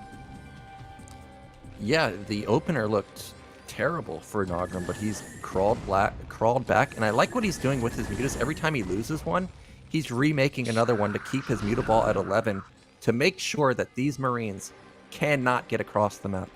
He's just buying time. Now we have tons of lurkers being morphed at the natural. So Naugrim is going to be safe everywhere. He's even got Nidus coming up at his third base.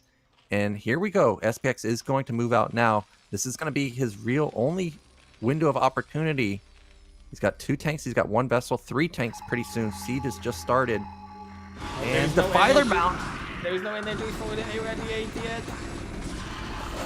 So a tank already getting picked off, but this time at least the Defiler Mound just finished. So maybe SPX can have 15 seconds more to potentially bust through. And the army is pretty big. He's kept his Marines and medics in his base the entire time. He's banked up quite a few. He's got about 2.5 groups. But look at how many lurkers Naugrim has. He has 6 already across the map. He's going to go in for a huge flank. Oh, and it might work. He might not even needed. Another the tank. pilot. Another tank exposed. Yeah, he may not even need a tank. Luckily, SPX saw the army in the back, so now he knows it's there. He's trying to be very... There are so many lurkers. There's 5 at the front and 6 in the back. Holy moly, this could be a huge sandwich. I like sandwiches, so let's see if it will work. Naugrim's not even going to sandwich. He's going to go for the counterattack, the base trade. I guess he's decided that he's got enough. The Defiler's coming out pretty soon. There's really not that much defense for SPX. One bunker, there he goes. He's going for it. Oh, the lurkers are going in perfect place. It's such a huge spines of the lurkers. And yeah, this counterattack is doing great. Oh my gosh, the bunker goes down, so this natural is dead. Dark Swarm is out. The push is going to be stopped. The brilliant move from Naugrim. Yeah, and he can just sit on this ledge now, or the ramp. The Marines have got to come up one at a time, and mutas are here. They're very low, so he's got to be careful. But these lurkers, oh, he should send one into the SCV line and just kill them all. Oh yeah, that would be. Oh, that's what he's doing. Like he's listening to you, Mr. Naugrim. But Naugrim, at the same time, he's adding one more hatchery in the third base, and of course SPX will defend it, and he will start mining from the third base, and even the supplies are not too bad for him. But overall, that was a very good move from Naugrim, and he slowed down SPX for a long time. Yeah, he did so much damage, and look, he's continuing to do damage because the SCVs just now started mining. And they're very low, very, very, very low. If even one more hit from a lurker got off, of course there's no lurker there, but if there is any more types of damage like muta harassment, there's a lot of SCVs going to go down. And the supply, we've got even supplies, we've got double evolution chamber for Naugrim, hasn't started them just yet, but he's already got his third base, he's got macro hatches coming down, he's already got lurkers set up, he's building up a sunken colony, he's making sure that... Is this going to be Hydra lurker? This is a lot of Hydras to build.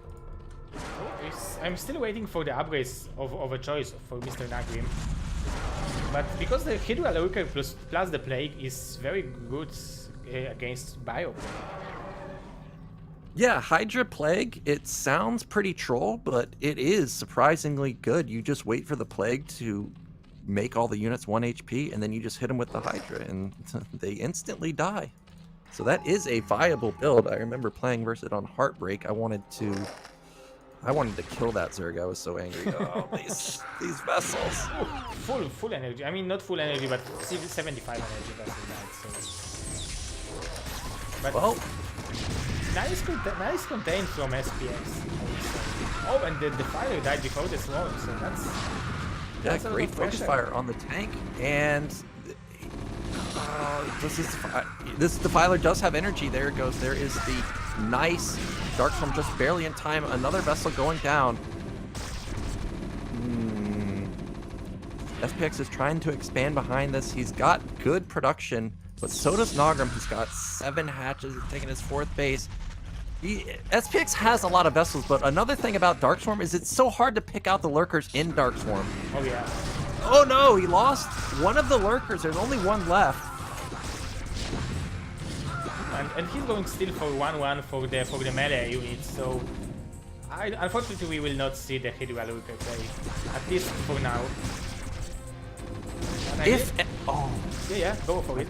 I was about to say, if SPX built some dropships, which he just did, I mean, it's getting very chaotic at the entrance of Naugrim's base, that a drop into the main could be what SPX needs. Now, but he needs to go soon, like now, basically, because I don't think that it's going to stay chaotic at the front for much longer. But right now, you've drawn a lot of position from Naugrim. This is the opening he needs. There goes the first dropship to the natural, but it got scouted, so if Naugrim was paying attention, he should be prepared for that. There are scouts already waiting. Oh, but he might be... Oh yeah, he's going for the launch. No! And explosion. Oh, and he's sniping. Very nicely done by Mr. SPX. Sniping to the Defilers. He's moving. His army movement is really nice. Very impressive. This army has stayed alive. It's done a lot of damage. I would have loved if he sent the dropships to the army and then elevated into the main, but he got the first one picked off. There's another dropship. He hasn't loaded up, but I think he forgot to send it. The game is just getting so nuts right now. And he's doing so many things that his surface is growing and growing. He's having 2,500 minerals already. He needs to start producing units because Naugrim is not sleeping. He's running, he's starting his fourth expansion of mining. Yeah, we've got a lot of minerals for SPX. He needs some more factories or barracks or something. He's got his third base built, but it's not landed just yet. Naugrim has finally cleaned up the army, but unfortunately that drop just arrived. Is there any Scourge anywhere?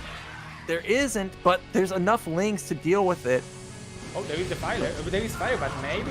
Oh, no, it will not. It was close, but... Oh, he was not even paying attention. As a deck, I like these things.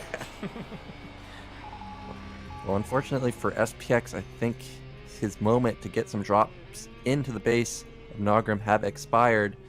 And now the game has settled down a bit. SPX is finally taking his third base, but Naugrim already has 4 bases. He's got so many Ling Lurker at the top. He just built 9 drones at the top. So his 4th base is going to be saturated perfectly. And really all he has to do is just keep making Defilers and Lurkers at his natural, and he'll be in just a fine position. Oh yeah. SPX is doing good job with what he has, but he's down 20 in supplies, so that's never good as a Terra. In PvZ, of course. Yeah, we need to spend our money. Oh, it hurts! Yeah, it hurts. It hurts the Terra, and it's...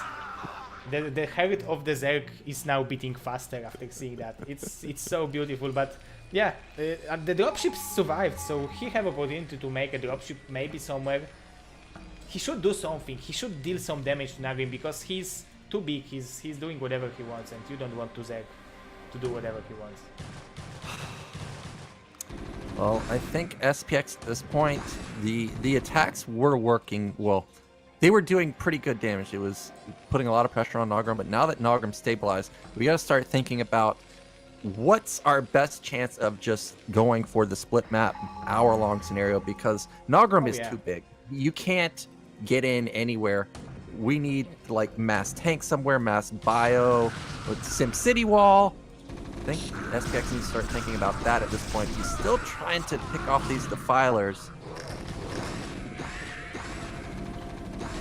I think the usage of the vessels in this game from Mr. SPX was much better, but still it's not enough. He's irradiating a lot of important units, but Naugrim was also very on point with killing all the vessels.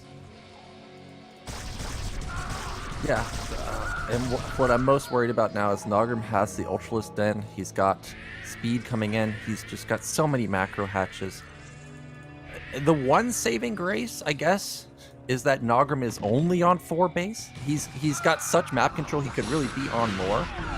But, oh no, we just lost almost all of our vessels. Another big plague. So much going on in this scene, like, Lurkers dies, Plague, vessels dies. Yeah, these 2 8s are good for Naugrim, even if maybe it looks like they are not, because he's losing a lot of important units. His income is so much higher than Terrans that he can afford to lose that many units to kill just a few. Yeah, and we see the first few Ultras coming out at top left. They got +3 armor already. So they are highly upgraded. +4 is going to be coming in about a minute and a half. Lings are going to pick off these Marines that were already low because of the plague. Here comes another Defiler. Oh, thought he was going to get off another plague. Fortunately, there was fire bats, which are good against Lings. Oh, and 2 Oh, we have a drop, but it dies instantly at bottom right. So unfortunately, SPX this has got to be the end of him. I mean, he's got a huge bank, but Naugrim is massive. Ultras are out. He's just going to build up a few more. He's got +4 pretty soon. Really, all Naugrim has to do is get his army together, and there's no way that SPX can stop it. We're down 50 supply. Yeah, definitely. You just need to A-move all your army right now, with the Ultralisk on the front. Yeah, exactly. Just A-move. Send a Defiler to make sure that you can get some Darkstorm or Plague off, and he'll be good to go. I think we're just waiting for maybe like 1 or 2 more Ultras. He has so many at the top, so many Lings also. Very good possibility. Not that big, but still good. Still a lot of energy. These medics are really low on energy. That's why SPX is moving his army. Do not lose energy on these medics. That's a good call from him. Well, I do like what SPX is attempting to do. He's starting to lay mines. Mines can of course trade amazingly, but he's got to have the best mine hits on the planet, kill all the ultras, which there's just no way that can happen. There's so many. There's more streaming across the map. There's already 3. Here comes probably the killing move from Naugrim. Well, maybe not. The army's not that big. Yeah, but the ultras are so well upgraded. It's 2-2 Zerg's melee army. It's ultras and links 2-2 against 2-1 bio, so even better upgrades from Naugrim. Yeah, those 3 ultras actually did clean up the army, and they still have more than half health. So very beefy units. And Naugrim, look at his money. He's doing so well with his macro, almost at 0 minerals. Really on top of the macro this game. And here comes that huge link flood going into the natural. The mines have killed a lot of units, but it just doesn't matter at this point. Oh my god, flood of Zerg units, and it might be a killing blow because SPX, if we lose this his third expansion, it will be terrible for him because he's not having any more minerals in the main base and in the natural.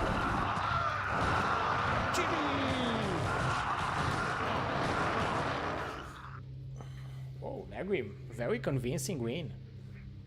I thought it would be more even.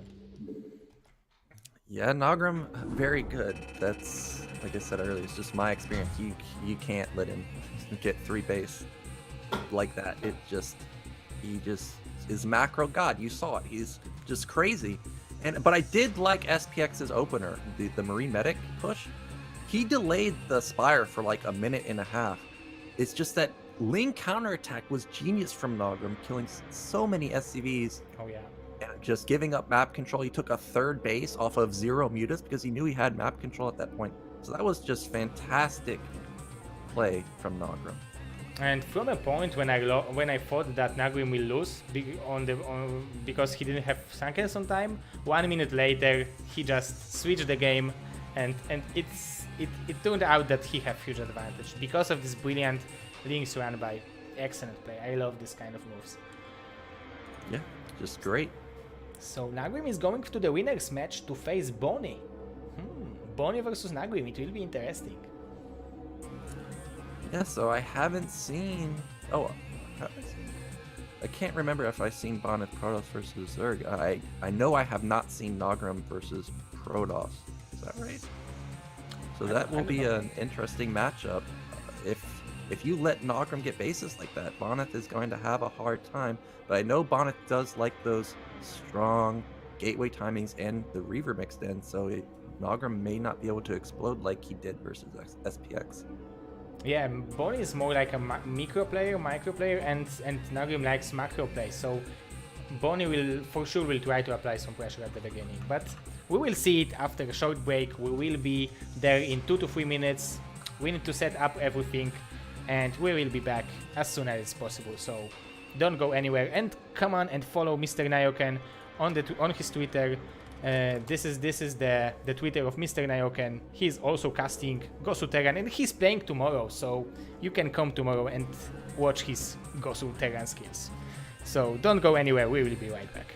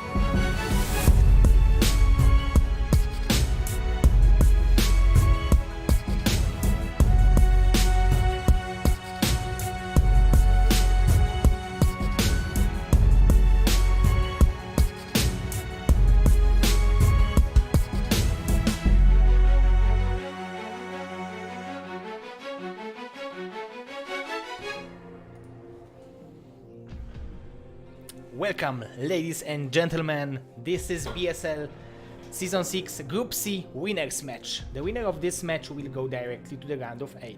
It will be Bonyth versus Naugrim. Who do you think will win, Mr. Naugrim? What are your expectations for this series? I think everybody thinks that Bonyth will win. He went, went 3-2 versus Eon Zerg in the last BSL. He made it to the finals, so obviously he's ridiculously good. And to go toe-to-toe with Eon Zerg is Protoss versus Zerg on point. I have to say, somebody pointed out that he went Scout Reaver. Is that correct? Oh yeah, that's correct. Twice. I think he went for it on Benzine and on Circuit Breaker. So, I mean, usually that's probably a troll build. Last year or 6 months ago or something, somebody actually did go Scout Reaver versus me when I was playing Zerg. And as soon as I saw it, I was like, okay, well, this guy's just screwing around, right? Like, it's not a real build. Let me tell you that it is surprisingly strong. Mass Cannon, Mass Reaver, Scout. I had 8 bases, and I was losing to 4 base. I didn't know what the hell was going on. So eventually I was like, okay, well, we got to actually start caring a bit. And even after I started caring, like building real units and stuff, I was still losing. So, I mean, if you have somebody that can play builds like that in a matchup that most people find difficult, the Protoss side of Protoss versus Zerg, I don't see how you can say Bonyth is not the favorite here. But Naugrim looks so good versus SPX that Naugrim does have a good chance of winning. Oh yeah, definitely. He looked so nicely, and if he will bring this skill for the game against Bonyth, and if maybe he feels more comfortable against Terran than against Protoss, but if he feels as comfortable against Protoss as he played and as he feels against Terran, Bonyth will definitely have a hard time. And I think Bonyth is also speaking that he don't like PvZ as much as other matchups, so we will see how it will looks like, because like as you said, he don't like PvZ and he's playing even games against Eon Zerg, so he got to be good. Yeah, so I am ready. If we're ready, we're gonna be in Circuit Breaker as our first map. Oh yeah, it will be Circuit Breaker into Sylphid and into Eddy. The free maps for this match. And I need to mention that these amazing profiles which we are seeing right now are made by Mr. Foxhan, which we should go and thank. Personally, you should go and follow his Twitch account. And Mr. Hatchet is also here. He's running the Chobo League and Gosu League. He's currently adminning the Gosu League round of 8, and he's also sending me replays the way that I don't see the spoilers. So that's really huge. So Mr. Foxhan, Mr. Hatchet, also Mr. Averti, Mr. Fujikura, they are doing incredibly good job. So I wanted to say that, and we can go for the game if you are ready, Mr. Naugrim. I'm ready. Let's go, Mr. Naugrim versus Mr. Bonyth. I can't wait. Ooh.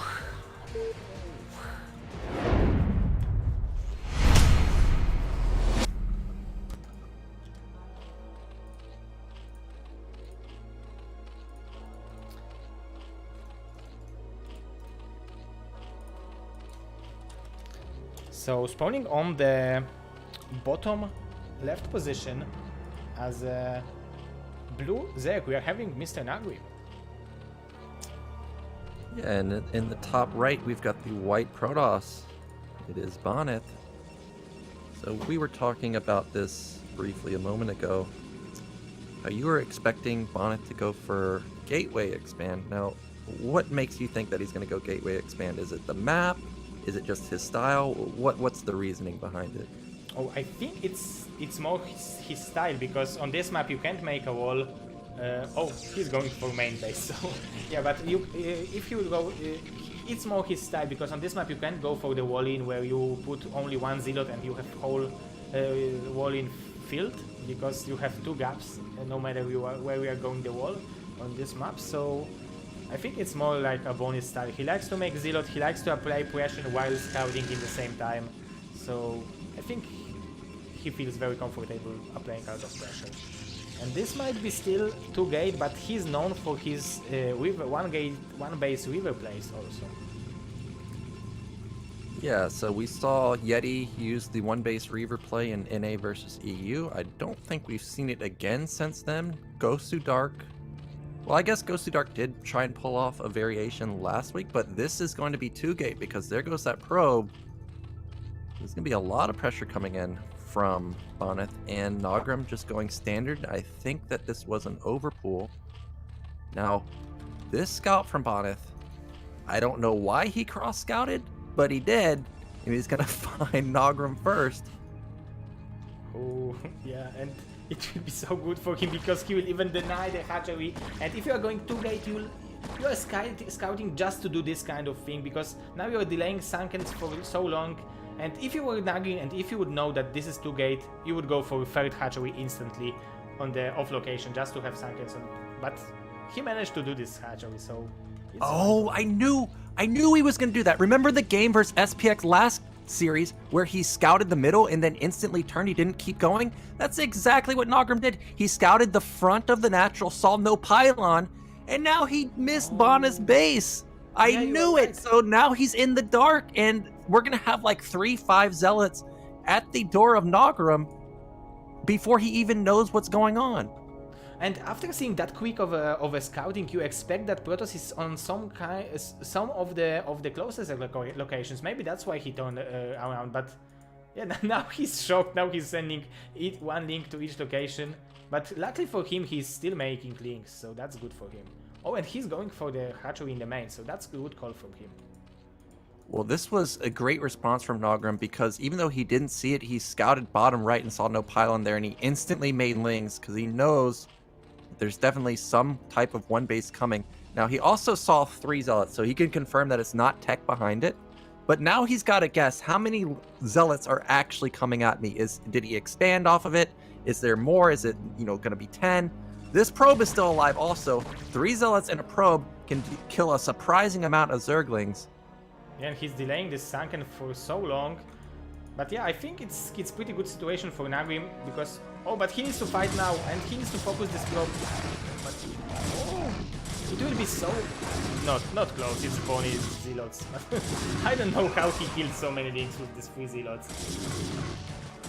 But there are 2 more coming, and behind this Bonyth... Oh, there's no Nexus just yet. I thought that he would probably have one by now. So Naugrim will survive, but he spent so many resources to do it, and look at his econ. We have 5 drones on the minerals. He has 3 hatches, but he can't even use all the larvae. Yeah, that at least he will have a larvas to make drones if he will decide that he's safe enough to do it. But he still don't know if there is no because Bonyth is sending 2 zealots in front of his in front of his base. So after seeing 8 zealots, he might be afraid and he might start making links again. So yeah, it might be disaster for him. And he's super. 0. Look at the supply. Oh yeah. What? 42 to 16. Oh my gosh! Well, I think Naugrim's just all-inning because he took off of gas. He's got 3 hats, so he can make a lot of links. But his econ is so bad, he still can't even support 3 hatch. He's supply blocked. Well, he's not supply blocked. He is building an overlord. But I think that is his only hope, is just go for mass ling. Is that going to be? No, he's building drones. But I just don't know how you can transition out of it. Our supply is so low. Bonyth has a Nexus coming. Here comes Bonyth. He's going to try and push in. He may even break through. Oh, he's going up the ramp. If he will lose all the zealots, then the supplies will immediately be different. And, but he's killing more and more drones. There are like 9 left in the main base. And yeah, I think it went fine for Naugrim because there will be links popping out. And if he will kill all these zealots, then his situation will not be that bad. There's so many zealots. Are they gonna be able to deal? Or are the links be able to deal with him? He is. Oh, he might. Barely. Yeah, barely. But it doesn't matter at this point. Bonyth still has twice the supply. These lings are not drones. He's still building more lings. And Bonyth already has his Nexus up, and he's got double cannon. His cybernetics is done. And Naugrim doesn't have a lair. We're not mining gas. So even if, you know, Naugrim stabilizes, which he has, what's the follow-up? It's not like he has enough money to take a third base. I don't know what he can do from here. Maybe Hydra Bust and pray? Yeah, maybe some kind of Hydra Bust. Maybe even Muta Switch, but we are seeing Stargate from Bonyth, so he thinks that this might be an opportunity for Naugrim and he's preparing for it. So I don't know what he could do. Maybe try to make one more or two more hatcheries in mineral only and try to go for some kind of 5 hatch Hydra Bust. Maybe that's an option, because I don't see him winning with 3 hatch in this position, because Bonyth situation is just too good. Yeah, I don't see 3 hatch working either, but I feel like 3 hatch Hydra is probably his best shot, because Bonyth remember, he's got 2 gate this entire time. It's not like he's on 1 gate, so he can build up a big zealot count pretty fast. If Naugrim tries to power, I think when Bonyth decides to attack, there's just going to be flat out so many zealots that Naugrim can't stop it. And even if he does, Bonyth, he likes his Reaver play, so the next attack is going to be in a mix-in of Reaver most likely, and I just don't see how you're ever going to stop the first or second attack. Now this game, we have Stargate play. He's got speed coming in. He's already got 7 zealots. And what does Naugrim have? There is a Hydra Den. Looks like we're gonna have 4 or 5 hatch Hydra, no lair, and just pray that he can have an overwhelming amount of Hydras to stop any attack.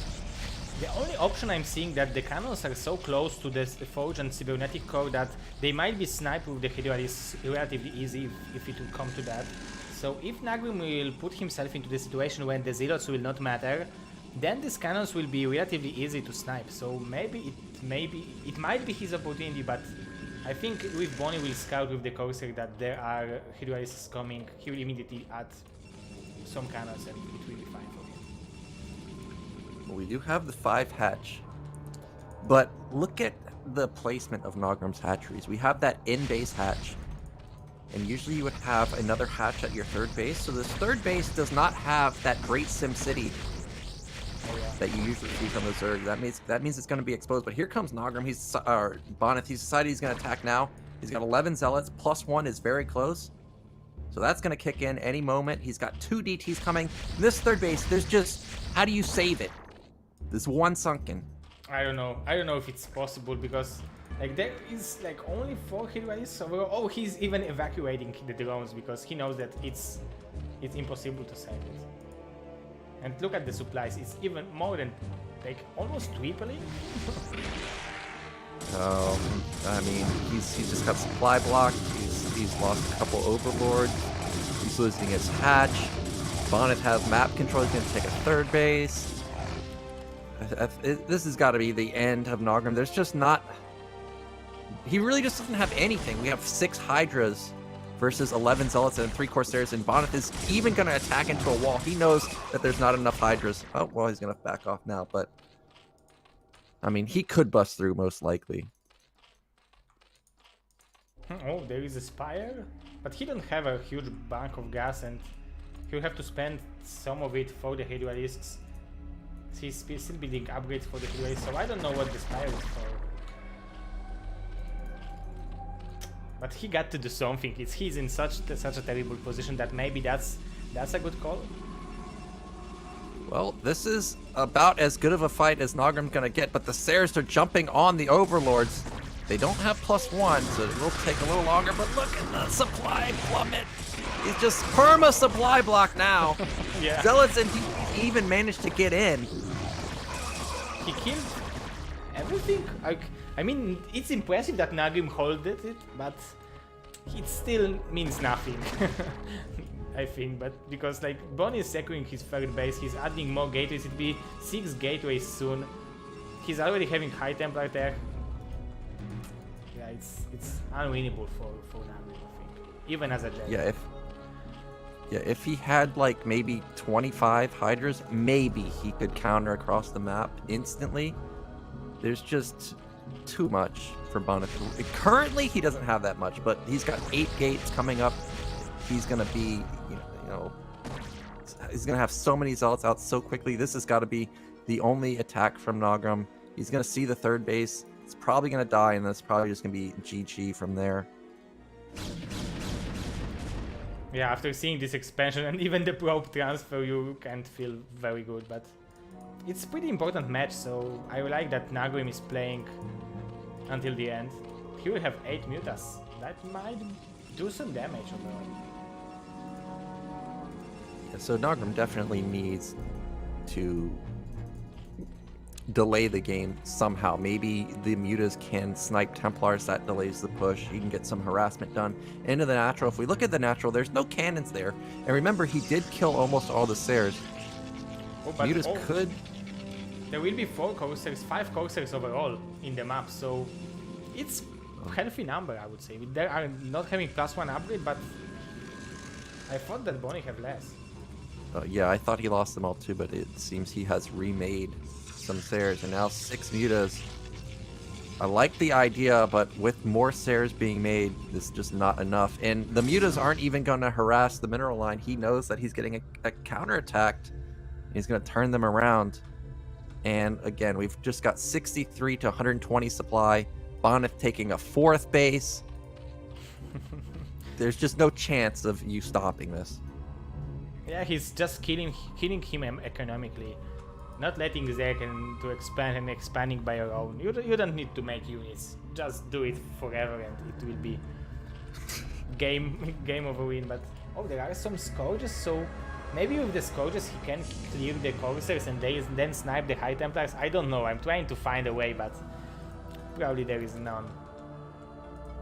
Yeah, I mean, we saw True Touch last week build a ton of mutas at random times, and then he just had an overwhelming amount. If he was somehow able to kill the Templars and kill the Sairs with like 20 mutas, maybe that's what gets him back into the game, stall the game out, get his 3rd base up, maybe that allows him to get a 4th base, but that's just not going to happen. Bonyth is building more Sairs behind it. His Stargate is constantly blinking. We've got the first round of Dragoons coming out. He could just do whatever he wants. I like what he's doing. He's taking a 4th base. He's making sure he gets it. Tons of cannons. And now the mutas have shown themselves at the bottom. So he knows that there's a lot of mutas out. And because of that, he's just going to keep building more and more Sairs and Dragoons. Oh, there might be some connections. Oh, Bonyth is so good. Just 1 landed. Maybe Bonyth is going for some kind of +2 upgrade timing attack, but I don't think he even needs that. If there would be a Lurkers, maybe Naugrim could stall it for a little bit longer, but... Oh, the High Templar snipe!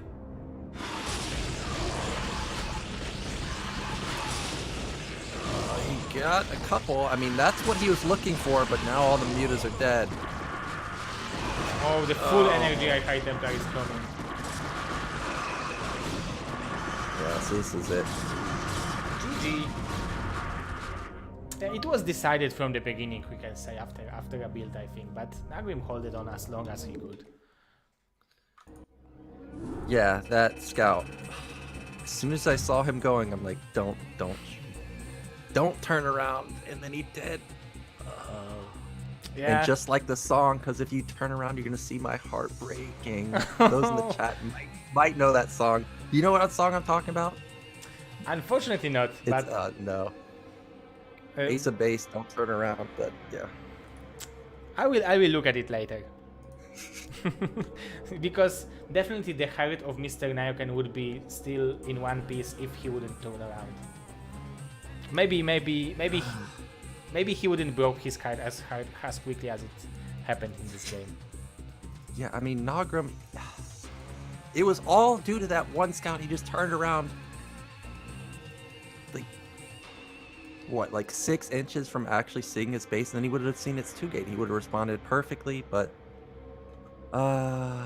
unfortunately did not scout. He's a little bit too greedy. But hopefully he doesn't make that mistake next time. And also, Bonyth scouted cross position directly to Naugrim. That was also a bit unfortunate for him, and it might misguided him, because after seeing that he thought, oh, he's probably one of these closer positions. Yeah, I don't know why he cross-scouted, but he did. And it worked out. So our next map is going to be, what was it, Eddie? It will be Sylphid. Sylphid. Yeah. So, this is a map where I am expecting gateway first from Bonyth, because you can make a tight wall, I think, in 2 out of 3 positions with only 1 unit, and I think on 9 o'clock you will have 2 gaps, but it will still pretty easy to hold. So I think it's relatively easy to go gateway first on this map. Okay, well then we'll be looking to see if that is what Bonyth is going to go for. Okay, so are you ready, Mr. Naoken? Yeah, I'm ready. Let's go. Game number 2 between Bonyth and Naugrim, the winners match. Winner will go directly to the round of 8 and will guarantee 25 bucks for himself.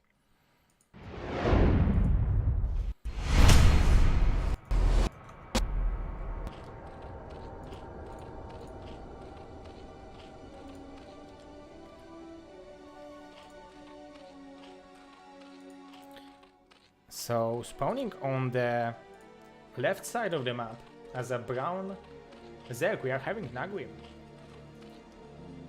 And in the bottom right, we've got Protoss player 1 game away from making it out. It is Bonyth.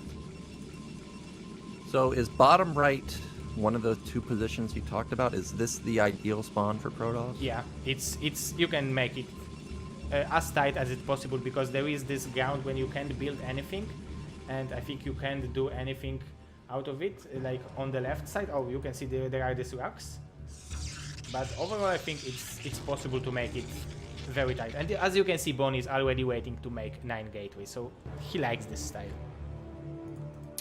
Yeah, and luckily for Naugrim, he's going to see the natural this time. Overlord's going directly there. So he's going to get off a first scout, but Bonyth most likely is also, well, I was going to say he's most likely going to get a first scout too, but no, where's it going?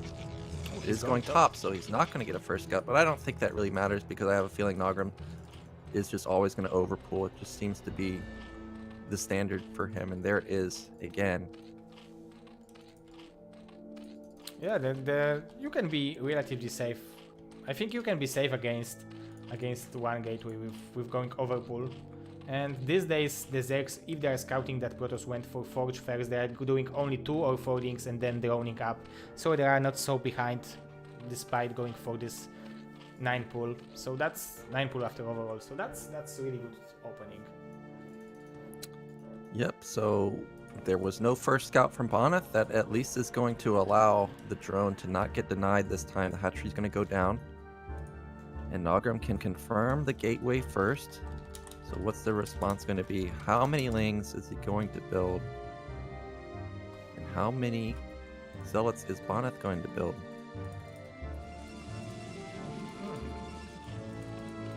Yeah, he scouted that with the overload, so he should know that. Oh, he scouted that and he's still making 2 drones, so that's maybe it's a good call. I don't know. Maybe I'm not playing too much lately, but I'm thinking it's a little bit overconfident. Yeah, because this is the type of build where if the Zealot has a good trade, it starts snowballing pretty hard, and it's not like Zerg has a lot of, larva available all the time to just build links, so he must be feeling pretty confident. Now, what is the normal amount of Zealots that you build going for a gateway expand? Is it 3? Is it 5? I think you can adjust it to what you see, and because you can apply a lot of pressure that not stop making zealots, and if you are seeing that Zerg went, for example, for 9 overpull and made 6 links out of all the larvas, you can just stop producing zealots and go for the forge and more economic approach. No! Oh, it was so close to have a perfect arc, right? Yeah, but also that's a position where Bonyth has, it's kind of like a ramp where he's going to have advantage 2 zealots versus 2 links the whole time. And now these zealots have gotten behind the mineral line. And this is going to take so long for Naugrim to clear. And there's even a probe. I think the probe can hit the drone through the... Yeah, no, it doesn't seem like it can. I think it can, because it's 37 or... Yeah, I thought it could, but it's not attacking. Mazu is doing it every time to me. Like, so it should work. Well, Bonyth has expanded behind us. He's got his forge down cannon coming up, but he's consistently, or he was, sending zealots across the mountain. This one zealot at the natural is going to, I think, kill almost all of the lings. One more hit to almost get them all. But these two zealots are still behind the base. They're not able to be engaged by the lings. And look at the lack of gas from Naugrim. There's no lair. He's got a third hatch, but the cybernetics is halfway done for Bonyth. I'm getting worried for Naugrim at this point. Yeah, it looks like maybe he's going for this 5 hatch style without any gas, without any tech, but he lost. Oh my god, he will lose the drone. This zealot, like, they were so cost efficient. They forced so many things, they killed so many things. Such a nicely done by. He just killed 12 lings with 2 zealots and 1 probe, and because of the lack of gas, this again is looking like we may have a ling all in, but Naugrim's droning behind it. So I'm not sure what his goal is. Is it going to be again a 5 hatch Hydra play? But it's so late. The Stargate's already started. There's no lair. There's no Hydrogen. There's the 4th hatch. Yeah, and I really like that Naugrim took this expansion on the cliff, which is having 7 mineral patches, because the one on the right side of his base is only having 6. So it's definitely much better to take this base, and it's easier to defend it too. So maybe going for 5 hatch Hydra, it's not that bad from my perspective. He will defend the Overlord with the Hydra risk and then have pretty healthy economy. So this game definitely looks much better than defensive. Well, we've got a weird thing in Bonyth's base. He built a Dragoon, and a lot of times when you build a Dragoon, that means you're up to something really weird. So are we going to see something like 5-gate Dragoons? Doesn't look like it. He's just going to build Templar Archive. Did want to just push that Overlord back. I don't know. That's kind of weird because the Sayre's already here, but looks like we're just going to have standard play from Bonyth. Naugrim this time, he does have his 5th hatch set up in a good position at his 3rd base. He's got good saturation at his main, his natural, and 3rd. So as long as he doesn't take crippling damage to the first attack, I think he's in an okay position. Obviously not ideal because we still don't have Lair and still no evolution chamber getting +1 for him. Yeah, he just started the lair, so the speed for the Overload will be so late, and Templar Archive is done. So the Dark Templars will have easy way to hold on the Zerg army in their bases. Yep. So with one Dark Templar, Bonyth will be able to expand, I think. Yeah, it's going to give him the map control he needs. He's got a couple series already killed. I think 2 Overlords at this point. He's only on 3 gate. He's got a lot of resources available. This looks like he is going to take a fast 3rd base. And he's already moving out, so maybe... Oh, there are Sankars already, so... Excuse me, but this base on the cliff, it's like 11 o'clock base. It's so exposed to the Cossacks because there will be only Overlord there. Oh, there will be some Hydras, but I thought that it's very exposed to the Dark Templar too. Yeah, there's 2 DTs out for Bonyth. At least Naugrim saw there's DTs, so he knows exactly what's going on. And behind this, Bonyth is putting down some more gateways, so he is going to be going into another timing. But is Naugrim ready for this? He's got Sunkens at his 3rd. He's got decent Hydras at all of his bases. The Overlords just popped. But there's a lot of Zealots and DTs coming in. Sayres are going to try and focus down the Overlords.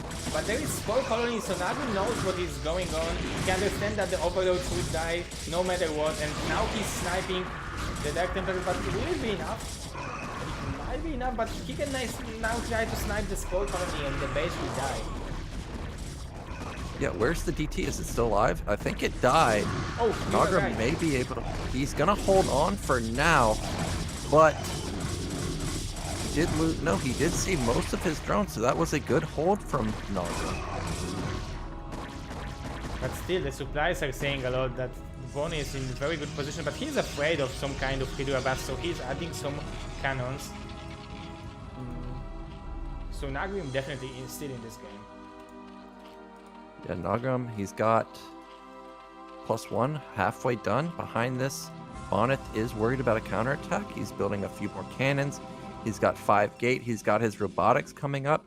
Seems like we're going to be going into that standard +2 timing like you usually see. But yeah, I am surprised that Naugrim held that attack so well. He took so much damage in the early game to the Zealots. So good hold from him. Now I'm trying to find where is the hydrogen. There it is. He is upgrading lurkers, and that's exactly what he needs to stop this incoming attack from Bonyth. Yeah, because when the storms will come with the zealots, with pure Hydra risk, especially if you are like put to the wall, if you are defending, you don't have a space to escape from the storms. It's really hard to defend on pure Hydra risks. Yeah, I mean, Hydras are great, but you've got to have something mixed in with them. Unless you're just an absolute macro god, it's just so hard to make pure Hydra work. So he's got to have some support behind it. And Bonyth has decided he's going to expand now. Guess he feels confident, but the Hydra count is pretty high. How many storms do we have? There's 10 zealots. Only 2 storms available. I think there will be 150 energy on them on the time of the attack, but it's not too much. If he will snipe the storms, it might be a good engagement for Naugrim, because pure, like, he should have at least as many Hydras that he should win against Protoss army when there will be no storms. Yeah, so now Naugrim's seen the 3rd base, and that's not good news. As you didn't put really any pressure back onto the Protoss. They're going to have a 3rd base essentially for free. You're only on 3 yourself. He needs to start getting some lurkers out because the army is getting dangerously big for Bonyth. He's starting to build dragoons. Do we have any observers? He's just now started observers, so he is setting up for that big 150 timing. +2 is about 80% done. Now, Naugrim cannot afford to throw these Hydras because that looks like what he's about to do. If he throws these Hydras, there's no way he's going to be able to stop the follow-up attack. Yeah, you are right. Definitely right. Maybe he will force one or two storms. It wouldn't be bad for him. Yep, so there was kind of a whiff on the storms. Didn't deal that much damage. So that was nicely done. So far from Naugrim, we see the first few lurkers have come out, but there's only 3. And I think this is an army from Naugrim where you can't be out on the map at this point. We need to be defending. Oh, is he going to lose his lurkers? He's very brave to go. I mean, the supplies are not too bad for Naugrim, but he needs to be careful because 2 bad storms for him and he's out of this game. Yeah, so he's done a good job dodging the storms. The main issue, though, is he just doesn't have that much left over, whereas Bonyth has maybe 2.5 groups of units combined with Templar, and he's got cannons in case Naugrim was able to like attack. I mean, we just have the cannons to buffer and buy so much time. They're going to deal so much damage. 2 lurkers here, just barely out of range of the probe. That goes down for free. I think Naugrim needs to turn around. This is not working. Yeah, he's in pretty fine position. His mineral only is well saturated. If he would add like 1 or 2 more hatcheries and just defend, he would be in fine position. You can fight against 3 base Protoss on 4 bases. His upgrades are fine, so I would say that he don't have to be so aggressive right now. Yes, so here comes a big attack from Bonyth, and he's up 40 supply. Also, we have a huge supply block on Naugrim. He cannot be afford to be supply blocked right now. Bonyth doing a fantastic job, just killing lurkers almost for free. Another lurker going down. Now that's a good storm. Yeah, he's trying to snipe the high temper, but oh, there is 2 more storms left. Ooh, such a juicy storms. Naugrim probably thinks that there is no storms left, but there is 1 left, and he's losing so many overloads. I didn't see all of them dying, but I heard the noise, the voice of dying overload. Yeah, he tried to come in with a big flank and dodge the storms, but unfortunately was not able to dodge any of them, and He killed all the Zealots, but the Dragoon army is still massive, and Bonyth doubling in supply at this point. All he really has to do is just stream units across the map. There's no more lurkers. Hydras are trading pretty well. Yeah. But I just don't think it matters now. Yeah, he needed like 12 Hydra-Discs more, I think, and it would be fine for him. Oh, and just +2 for the Hydra-Discs just keep him. Maybe it would help him.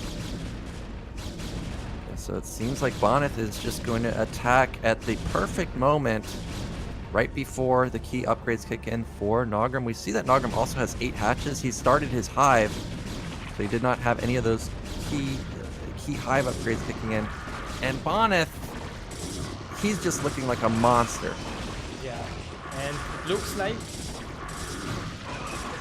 he's winning and he's advancing from the first spot. So yeah, congratulations to him. GG. Yeah, that was just like perfect play from Bonyth. And he made it look easy versus an opponent that is very strong. So that's very impressive. Yeah, definitely. And the first game was very decisive for him. The second one, I think Naugrim could hold it on a little bit longer. Maybe he felt that he's in a worse position than he actually was. But yeah, overall, very like I liked the second game much more than the first one. Yeah, other than the Zealots really dealing too much damage, I thought Naugrim played pretty well. He recovered well. He was dodging storms pretty well until the last fight. It's just, that's Bonyth. He gets a small lead, it turns into a huge lead, and then it's almost impossible to beat him. So, no shock that he made it out of this group, but Naugrim is in the final match, so yeah, he does have a second shot of getting out. And now we will have Terran versus Terran. So having a Gosu Terran today with us is also it will be also very useful because Mr. Neo and your skill and knowledge will be used correctly in TVT. SPX versus TerrOr. Mr. Future, thank you for the beats. Yeah, this should be a good match because, like I said, every time I watch SPX stream, some reason he's always playing Dandy, and some reason he's always winning versus Dandy. So this should be a really good match, and looking to see what builds we're gonna see. Yeah, me too. So don't go anywhere, boys and girls. This is BSL Season 6. The prize pool of BSL6 is sponsored by Blizzard Entertainment. So go and thank them, let them know that we are thankful that they are still supporting 20-year-old game. So yeah, thanks for that, and we will be back in 2 or 3 minutes, just after a short break.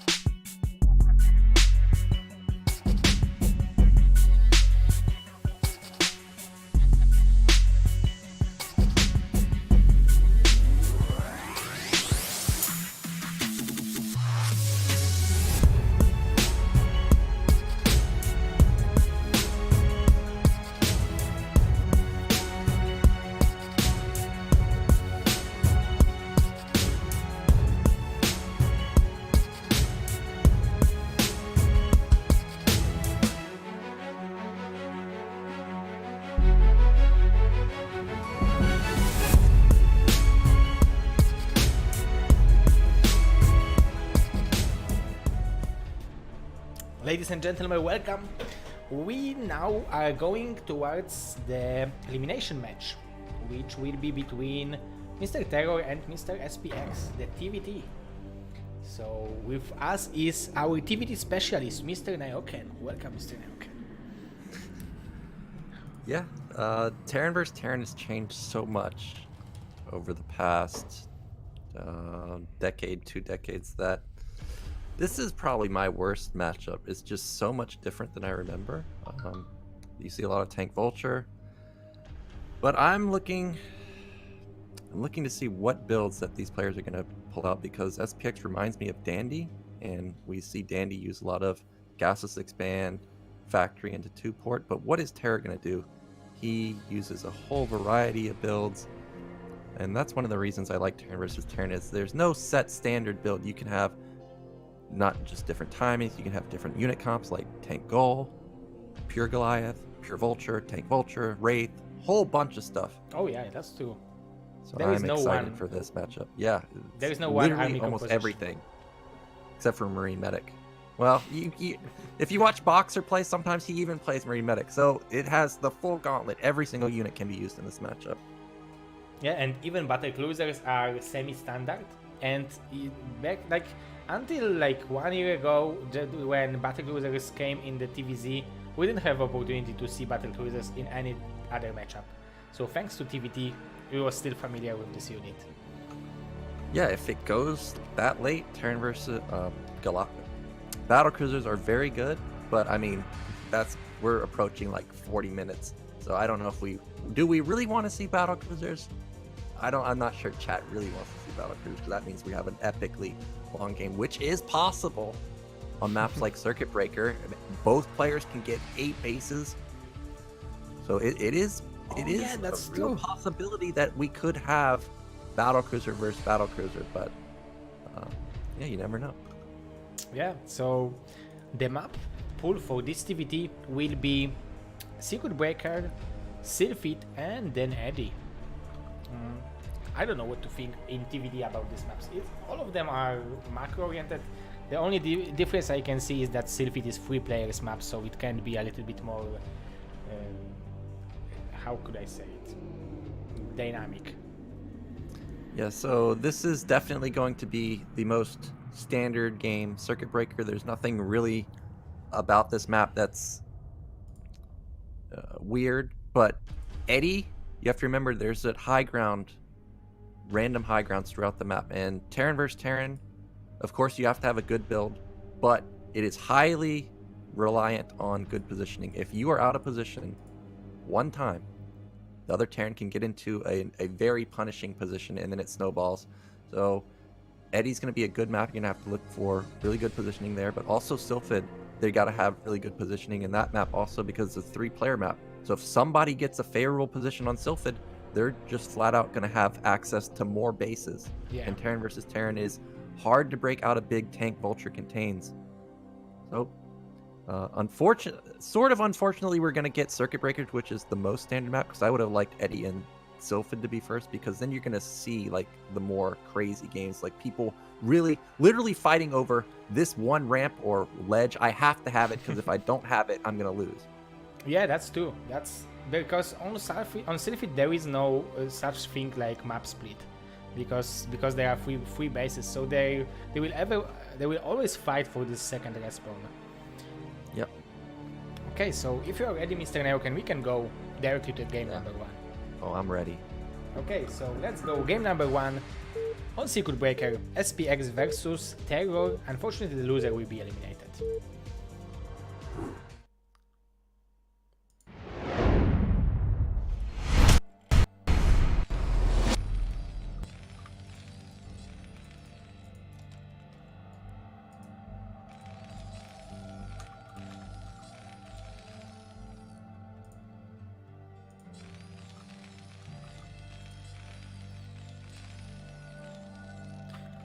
So, spawning on the bottom right position as a yellow Terran, we are having Mr. SPX. And in the top left, we've got one of the best South American Terrans. It is TerrOr. Well, 0, we've got cross spawns, and that's usually going to be your best chance of getting a long game. So there is a possibility that we could see battle cruisers if it gets to that point. Also, Circuit Breaker is the most standard out of all maps, so it's hard to get punished like you could on Eddie and Sylphid. But look at this, TerrOr. This is going to be what I thought it was going to be an 8 racks, but he's building a depot in his base. So maybe it will be just for scouting, for faster scouting. Yeah. So. Oh, whoa. So we're going to have a proxy 1 racks, but... Oh, so he's going for 66% chance, right? Yeah, it's 66% chance that SPX is on this side of the map, and I was talking about it all day long, that I see SPX play versus Dandy a lot. And players like Dandy love to gasless expand, but in my experience versus SPX, he doesn't gasless expand. And he's not going to be doing that. He's going to go for a 12 gas. This proxy racks would have been great versus gasless because you would have been able to reinforce so quickly. A lot of times when you're going gasless, you're cutting Marines to get your command center up faster. But unfortunately, TerrOr is not going to be going up against gasless. Now, this isn't a huge deal because TerrOr is going to have his racks so close that once he decides that he's safe to Marine Vulture harassment, he can float it into the main and see exactly what SPX is doing. Yeah, that's really good. I really like this option from TerrOr because, like, I saw a interview with Cadenzi, and he, like, there was a question: what is the main difference between foreigners and the pro Koreans? And her answer was that the foreigners are not and they don't understand scouting as good as Koreans, and I really like that TerrOr now decided to go for this. But he's building a lot of Marines over there. I thought that he will go just for floating and scouting from that position. Yeah, well, he hasn't scouted SPX just yet. You can't really harass with 1. I expect him to build. He probably would have built 3 if he saw that there was an expansion, but now that he doesn't, he does lift it immediately. He is just going to float it. He's probably going to turn these Marines around. Oh no, he's going to try and put on some pressure. But I don't really think this is going to do much. Also, SPX has scouted TerrOr, so he knows that it's not like there's an 8 racks. But this SCV, look, it has drawn all the Marines away from the ramp, and TerrOr's going to walk in here and kill this SCV. Wow, the factory just finished. That's always a something. bit lucky for SPX. That's always something to kill the SCV, but yeah, that was lucky that this factory was finished. Also, this triggered out a 3rd Marine for SPX, and really 2 is the number you kind of want as Terran. There's really no benefit to having a 3rd one. So this was a nice move from TerrOr. And there goes the command center for SPX. There's the command center for TerrOr. But the one thing that TerrOr doesn't have is that now he's got to be worried. Well, he's scouting now and he sees the Marines have stayed, but if they weren't there, he would have to be worried about SPX sending more than 1 Vulture, whereas SPX doesn't necessarily have to be worried about a Marine Vulture attack because he knows that, well, the racks is right here, of course. But I like what SPX is doing behind it. He is just playing standards. There's the 2nd factory. He's getting an add-on. Now the real question is what's the purpose of this add-on? Is it going to be speed? Are we going to have tanks? And we have TerrOr with a hidden starport at the corner of his base. And there is already like this 3 or 5 even supply advantage for SPX. Is it because TerrOr was cutting SCVs while doing this pressure, or because I don't see where else these supplies can be? It feels like TerrOr must have misstepped a little bit and cut some SCVs because he only has 2 Vultures. I guess 3, 4. How many Vultures does TerrOr have? Well, I guess it's maybe only a 2 or 3 supply advantage or SCV advantage for SPX, but yeah, 2 or 3 at this point in the game can add up pretty well, a lot. So I'm not sure where TerrOr blundered, but we do have mass Vulture coming out from SPX, so this is going to be 3-fact play. Versus a starport play. Yeah, and we have tank starport from TerrOr. Now, TerrOr's army is going to be better once it reaches high numbers, but in the early phases, SPX is the one that's going to have map control. His units cost less.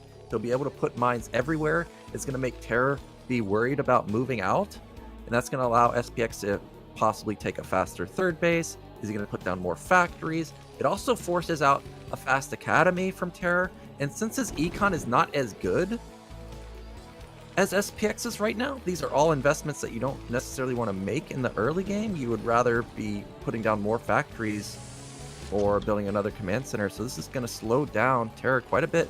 So from the early stages, I'm already liking SPX's position quite a bit, and I like how he's pushing back the racks.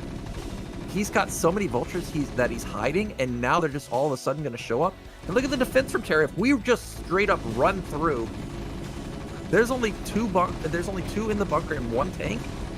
Yeah, that's not the biggest. Oh, but he will scout it with the vulture, so maybe if he will be quick enough, he will make. Well, he needs to close it up real quick. And there goes that SCV. Oh, he's doing it. Oh, but he can snipe it. Oh, but now the vultures took some damage because of this engineering bay. Yeah, so while he's killing so many SCVs, look at the supply plummet from TerrOr. The entire SCV line has died. Now, this is a big commitment from SPX, but look, TerrOr has one factory. It's not like Terran can just counterattack with one tank and two vultures, right? So SPX isn't necessarily even worried about getting counterattacked, and TerrOr's econ is terrible. Also, he's rebuilding this engineering bay. Engineering bay is useless versus vultures, but because of how low his unit count is, he's obligated to build something. And now SPX has mines everywhere. He's gotten his armory done, and TerrOr two rays, they can kill somewhat fast, but not that fast. He may get like 3 or 4 SCVs, but once these Goliaths come out, he's gonna be shut down pretty easily. Yeah, I think 3 or 4 it will be not enough. Like, I really like that move from SPX. He killed so many SCVs, and the vultures are, he can reproduce them so quickly because he have 3 factories. It's as you said at the beginning, there are different styles of TVT, and both players are playing a different style. I really like that. Yep. Now there was a scan for SPX, and it did not manage to kill any of the race, but he smartly has put up turrets at both of his bases. Will fend off the race for now. Now, this is really going to come down to, does SPX recognize the lead he has? Because if he does, he should probably think about expanding, or at least put all add-ons onto his factories. And if he does that, he's going to have a huge tank count pretty fast. He knows that he's got map control at this point, and because of how important positioning is in Terran versus Terran, if he can get some tanks to where those mines are, right outside the bridges, that's going to be so hard for TerrOr to ever break out of. And because SPX knows that TerrOr have possibility to make dropship, that's why he's scouting so nicely. He have units all over the place. The mines are giving him vision of such a huge area of the map. I'm liking that so much, that because like he's more safety because of the scouting things. He's trying to control this game. Yeah, I'm taking a look at TerrOr's SCV count. He's got about 9 on minerals at the natural. The main has like 13. Now, how many does SPX have? He's got a considerable amount more SCVs, maybe like 6 to 7 more, and that's a lot of econ for him to have. He's going to be skyrocketing so high in supply. You can see it already, 82 to 57. Now, he does have vultures, which, you know, will kind of balloon your supply a little bit.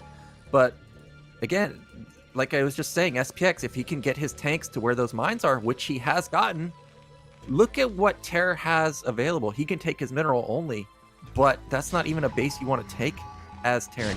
He needs to get his 4th base at top middle, and then even that has a ramp that SPX may set up a contain on. And how do you ever break out of these 2 positions?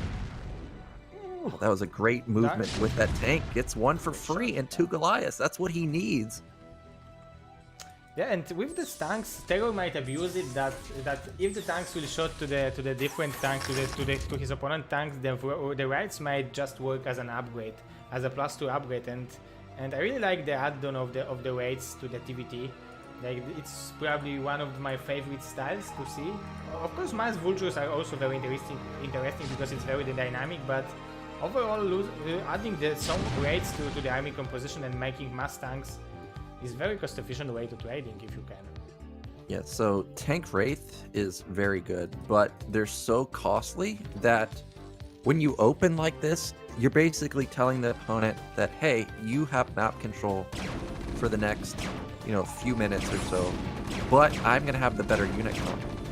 So as long as SPX can take advantage of having map control, like what he's doing here, taking bases, even though his unit comp isn't as good, he's going to slowly get his unit comp up to match TerrOr's, and then TerrOr with the lower econ is going to have a hard time busting out of these contains that SPX has already set up. I am a bit surprised that SPX is still only on 3 factories. He did lose his barracks,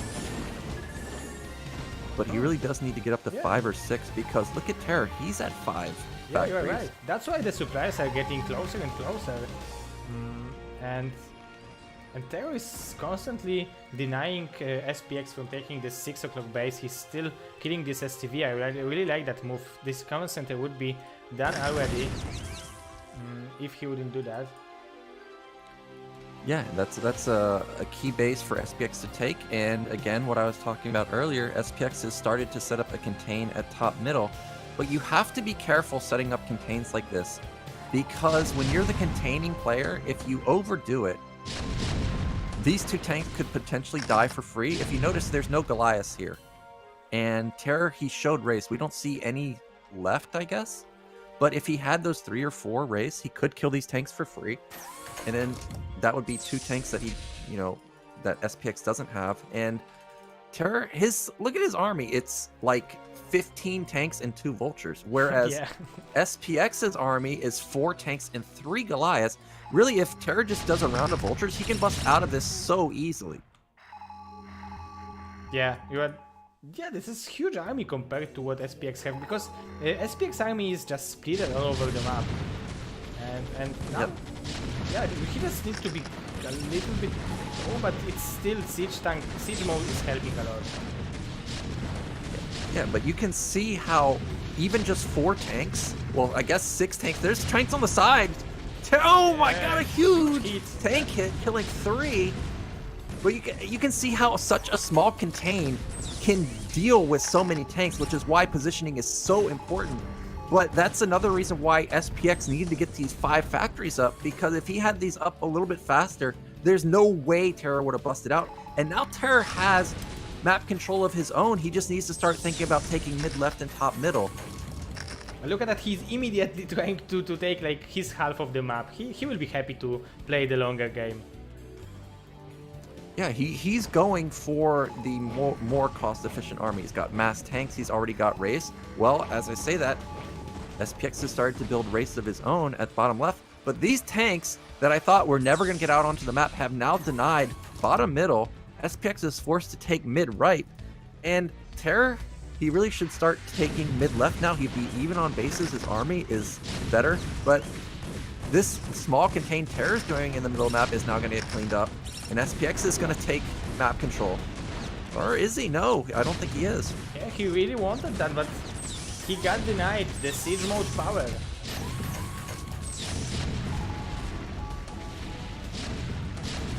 And both players are getting +1. Oh! SPX is losing a lot of units, not for free. Oh, 2 tanks will die with the mine. Nicely done. This is a battle over the middle.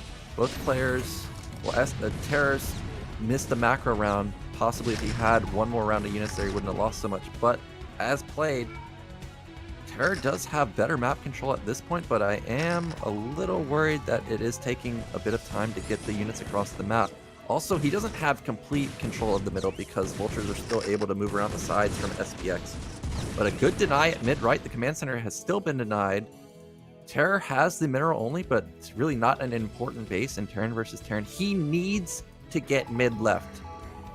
Oh yeah, he needs the gas. He needs to start mining, because like he can produce a lot of vultures, maybe a lot of Goliaths, even with two refineries. But overall, it would be good to have 3, because Like, look how many command center SPX is having. He just needs to saturate this bases. Yeah, but it's gonna be hard to get to top right because TerrOr's already got tanks set up. He's got +1 weapon. He's rebuilding Race now. He's recognized that SPX has stopped building Goliath, but does he recognize that there's Race of his own for SPX? It's just one so far, whereas TerrOr has 2 starports going. And both players have their science facility, but the key upgrade is coming in for SPX. He started +2. And that allows you to start 2-shotting tanks, so TerrOr needs to get his own +2 going pretty quickly. Yeah, that's the key upgrade in PvT, I think. +2 is so important. It's like +1 zealot weapon in PvZ.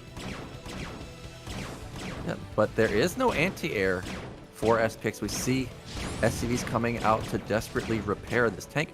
But I think that both players are probably going to just jump on each other. Yeah, there goes SPX trying to jump in at the top, but TerrOr instantly sieges.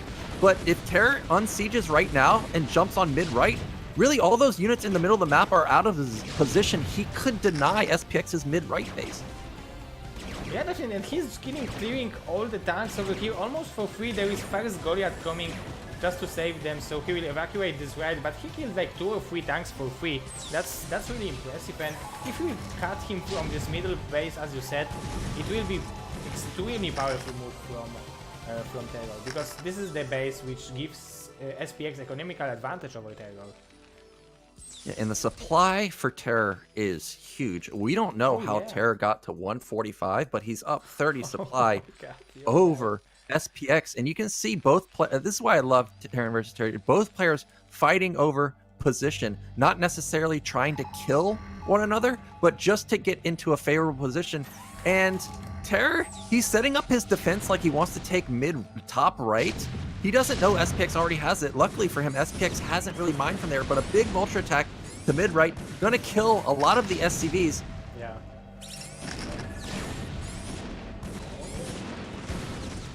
Oh my god, the raids are still doing a job. There is 4 more raids close to the starports of a TerrOr, so he's having 6 overall.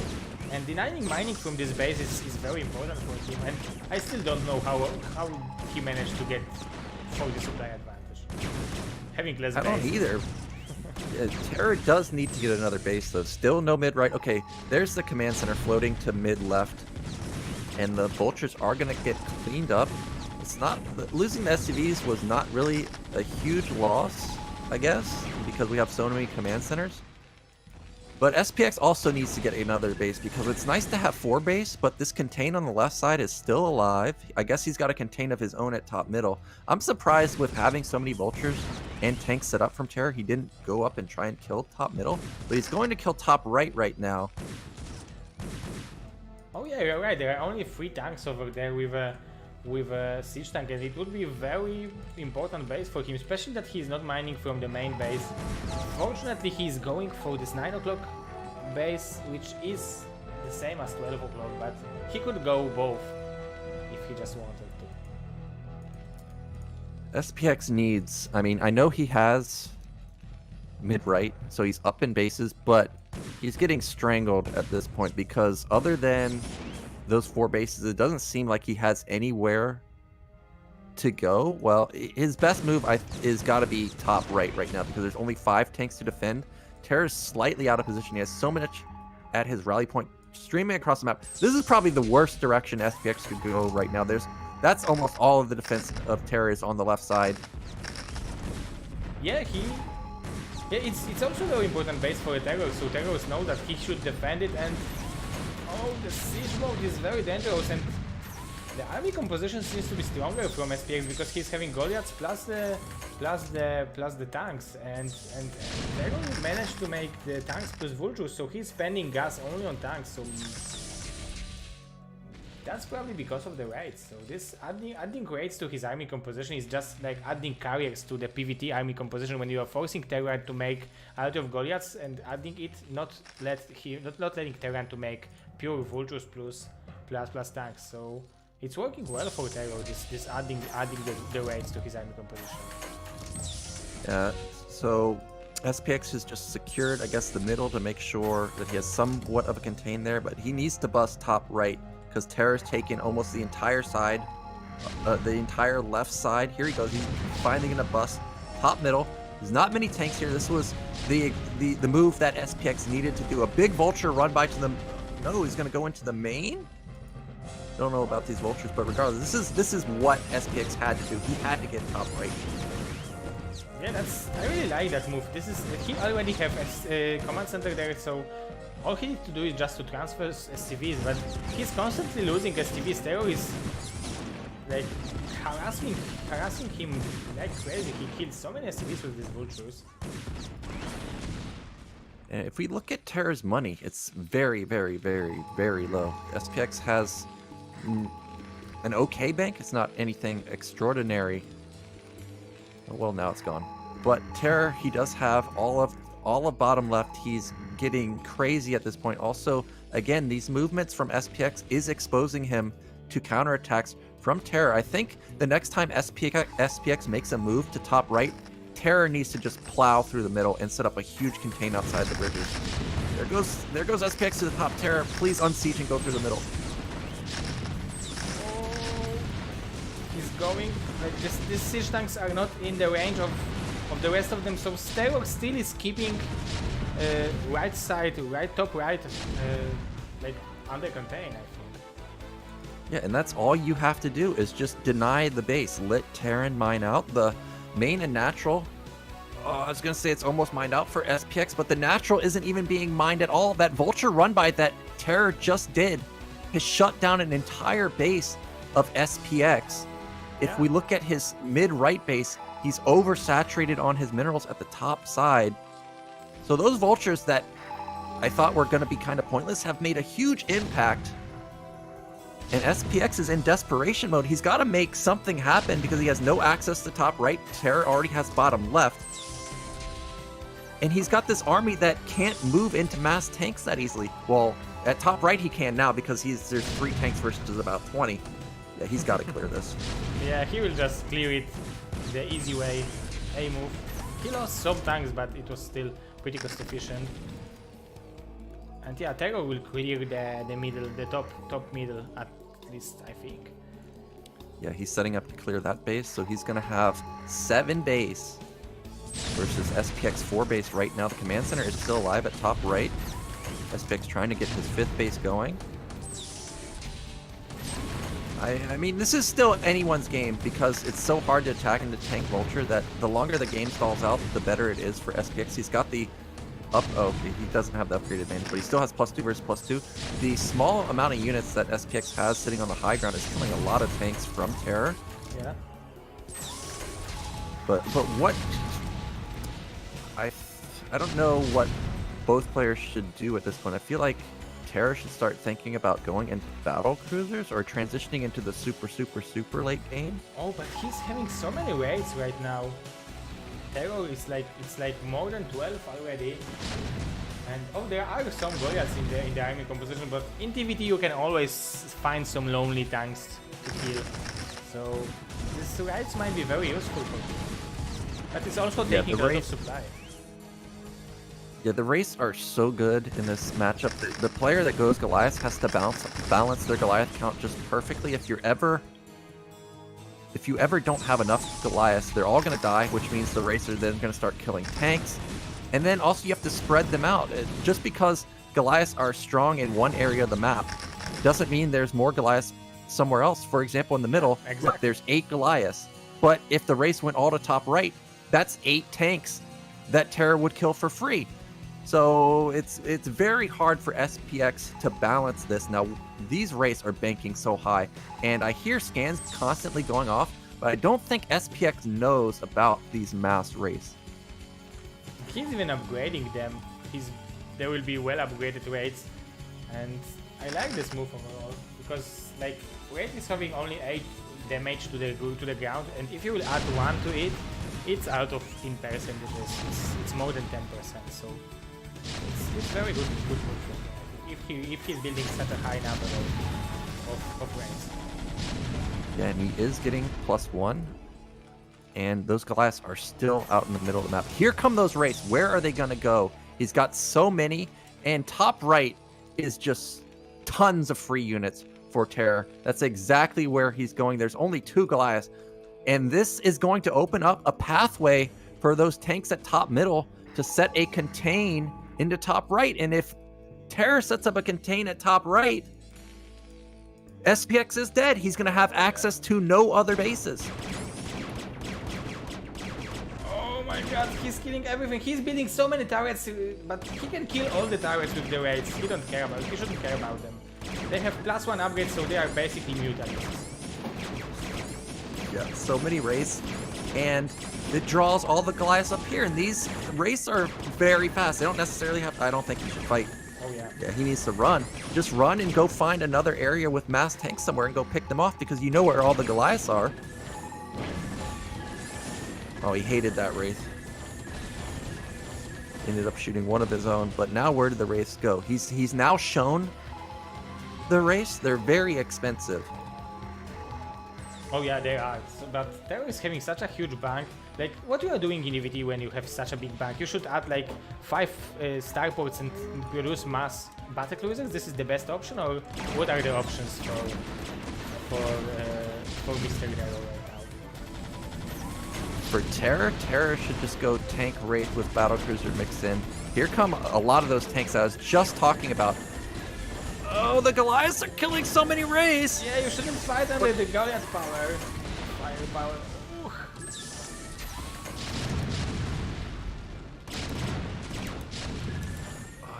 SPX will hold for now, but TerrOr has a 60 supply lead. He isn't really mining bottom left that well. So you can think of it as not really... Oh my gosh, he killed all the tanks! Now he's pushing through. He cannot... SPX cannot let TerrOr set up the contain here. He can't do it. Oh yeah, it would be disaster for SPX. He badly needs this income. He badly needs to stabilize and to mine from these 2 bases, because TerrOr was constantly interrupting him.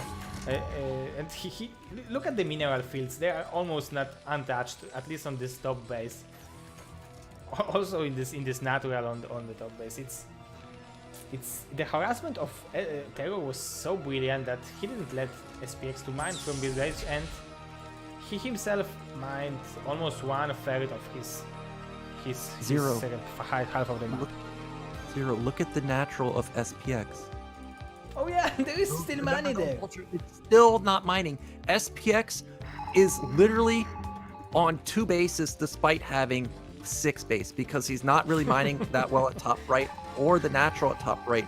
These vultures, holy moly, the refinery has 1600 gas at the natural. So that's a lot of lost gas that SPX could have had. He could, like, we see tons of vultures coming out right now. That could have been 16 tanks. Oh yeah. That could have been, you're right. And yeah, he's not having a gas. Even starting mining only from this gas in the natural would be nice, right? Oh my gosh. Well, TerrOr doesn't have to do anything. He can just sit. Look at his army.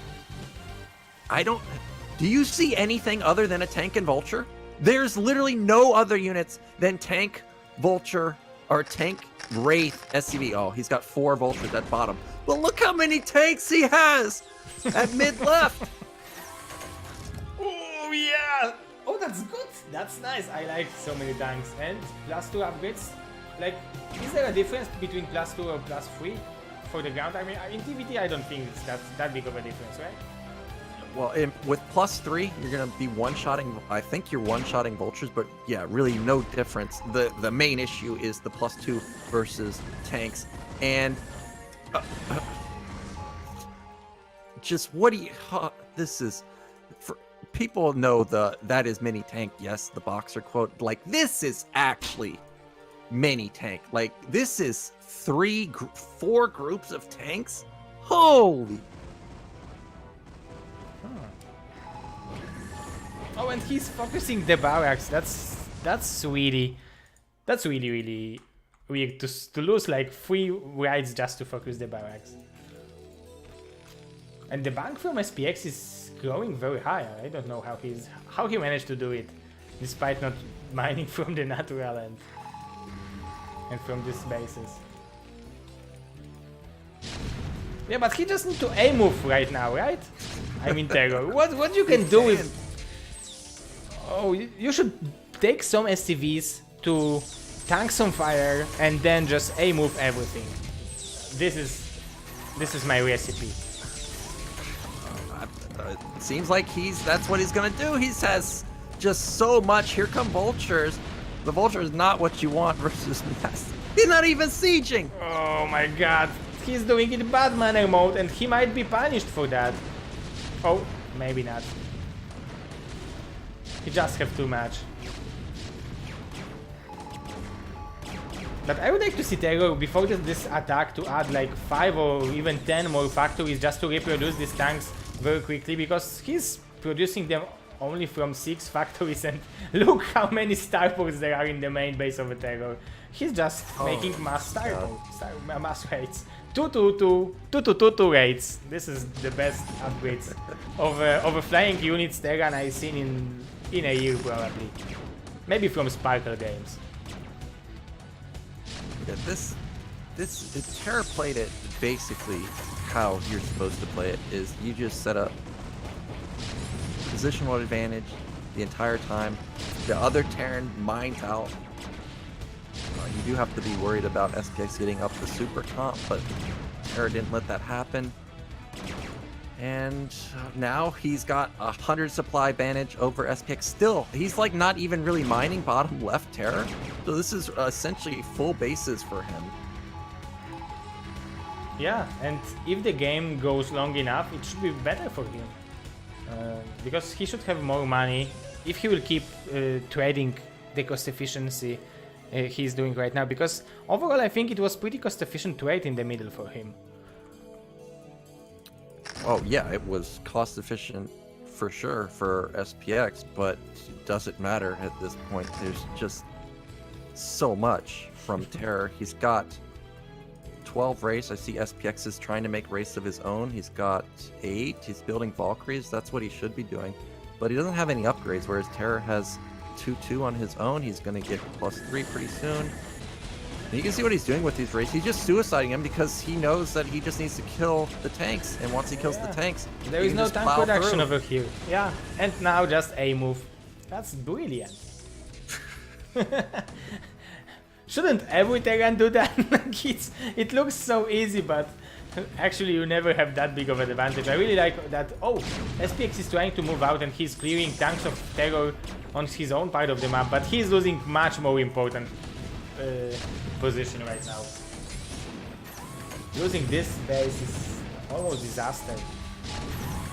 Yeah, this is it. He's not going to be mining really after this base goes down. It's just insane amounts of tanks. SPX has showed the race. Now you see TerrOr scrambling back, but he's got like 30 race of his own.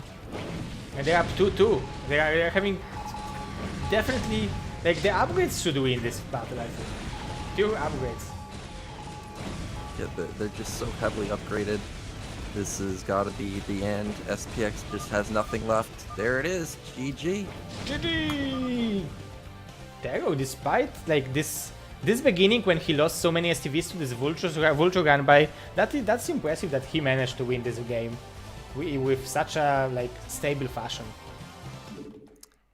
Yeah, he was not in a great position. SPX was doing everything right in the beginning, but TerrOr somehow was up 50 supply with that first attack busting out. I don't know how he did it, but he recovered very well. And then you saw he played it perfectly.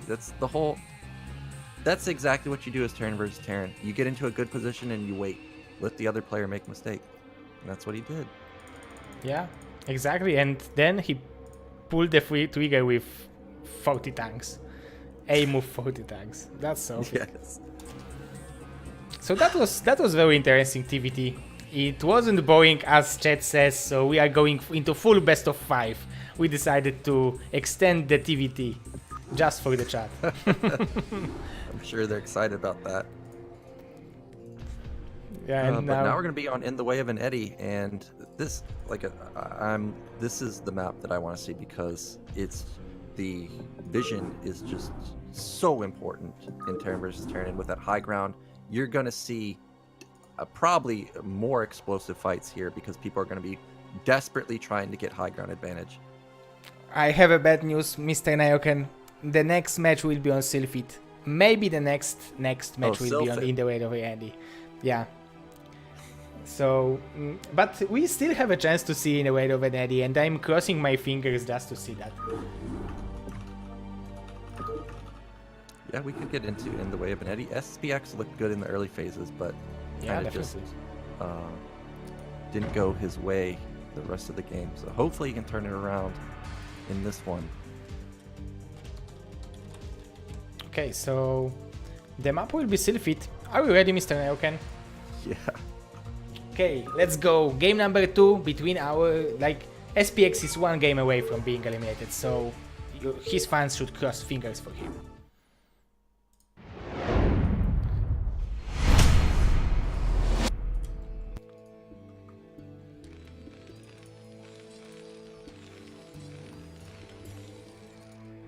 My phone just died. RIP, my phone. Oh, rip. Okay, so spawning on the 12 o'clock position as a brown Terror, we are having TerrOr. And in the bottom right, we have the purple Terran. He needs everybody's energy. It is SPX. And Sylphid 3 players map, which in theory should give a little bit more than dynamic game, but you can never know what TVT will bring to you. As Naugrim just realize, I think not only to me, but to all of you, that the TVT is a matchup when you can have 5 different army compositions and every one of them can work perfectly. So yeah, that's really interesting. I never look at TVT this way. Yeah, now certain builds have fallen out of fashion, like Goliath openers, definitely not as viable, but I've had a few games where I lose to a Goliath drop, and it's pretty tilting, but what do we have here from SPX? He said, well, you proxied a barracks versus me, I can do that. We're going to have another forward barracks. This time SPX is doing that. Yeah, this used to be what you did in Terran versus Terran all the time, because Marine Vulture was really not a thing back then.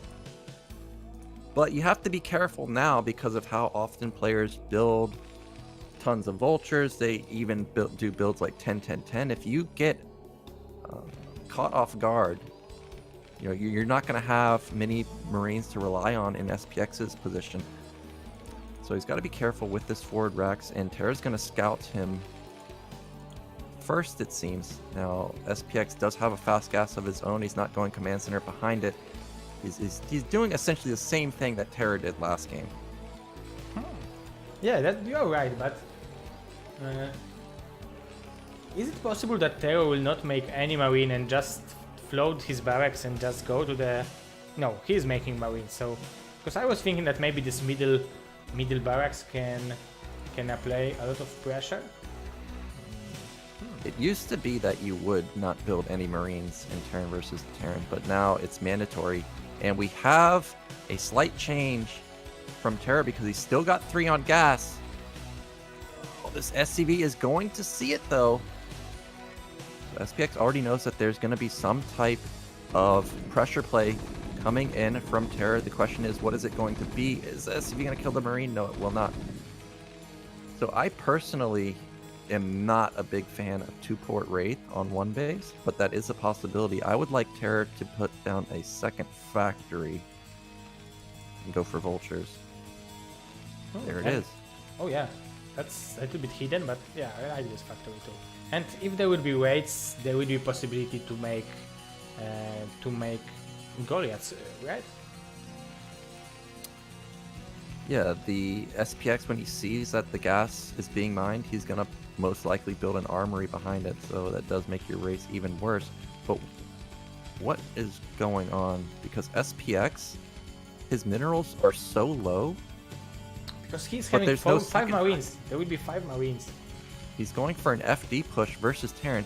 Now, I've seen this a couple times, but this is really not something you do very often. This is either going to win him the game, or all of his Marines are going to die, of course, and it's going to be game over because Terror just has He's got more production now. He's got 2 factories versus 1. Even I know 2 beats 1, especially when you've got a tank versus a vulture. Yeah, 4 marines, and there will be 1 tank, but it will be... There will be no tank when the attack will happen, so there will be small timing when SPX can deal huge damage to TerrOr. Okay. Well, it's already over. Oh yeah, Vulture died.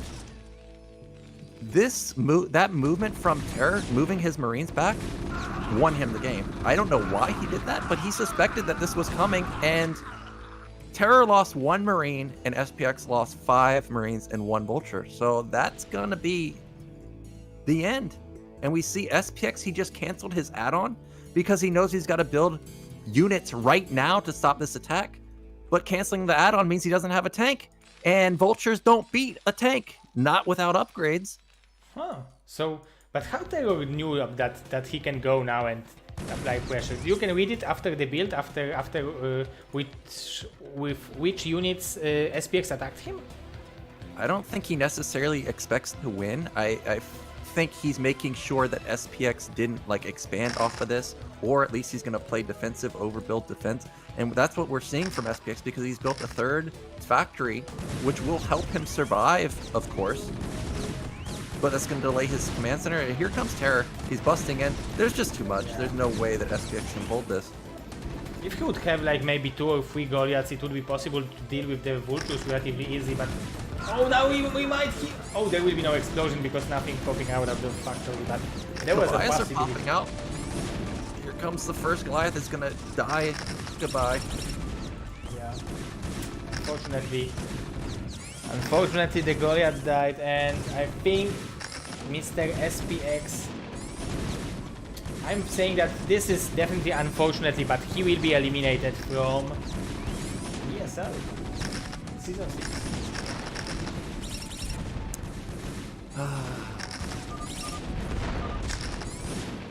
Yeah, but Naugrim, you should be happy that at least Terran advanced, right? Yeah, Terran's advancing for now, but now he's going to be going up against Naugrim, so we don't know if Terran's going to advance, but I do feel kind of bad for SPX because SPX is very good, but today was it was not his best showing. Naugrim seemed to be on another level versus him, but I know that's not the case because SPX is very good, and then TerrOr made it look easy, but it's not easy. Yeah, definitely. SPX off today for sure.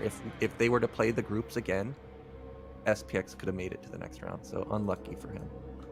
Yeah, unfortunately, Mr. SPX is eliminated. I really like him, and I hope he will try to qualify for the next season if we will decide to organize it. So let's hope that he will not be as sad that he will just leave StarCraft.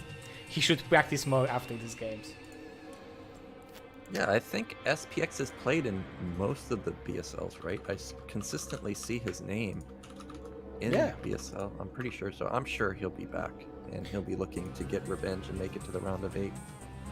Yeah, he qualified for the previous season too, and he won with the round of 24 groups, and then he was qualified with the crazy group round of 16 with Koget, Trutach, and Marvin. So yeah, that was also pretty hard group, also Group C from him, but yeah, he's constantly on top 16 of the BSL, so that's really impressive. Yeah, but unfortunately, again, getting knocked out in the top 16. But now we've got TerrOr versus Naugrim. Yeah, exactly. TerrOr versus Naugrim, and this is the advancement match. Winner of that will advance to the round of 8 and will secure the prize pool, $25 prize pool, and bigger prize pool, the pride of being top 8 BSL player. Yes, that's all that matters. Don't care about the money. Just get me in the top 8, get me in the top 4. That's right. That's the approach I like, and so we will be there with you, boys and girls, in 2 or 3 minutes. Don't go anywhere.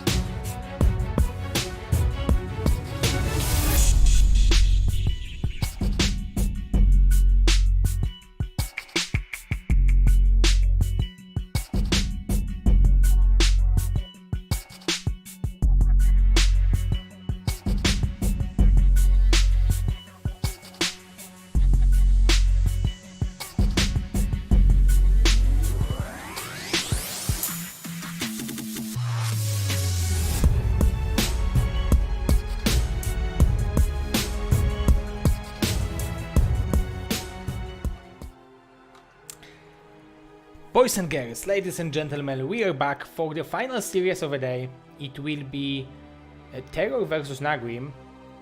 So, I have news for you because Mr. Naugrim had to go after the first game and we didn't want to give anyone walkover, so tomorrow I will start the stream 30 minutes earlier. It will be half past 6 Central European time, and I will cast the remaining games out of TerrOr vs Naugrim.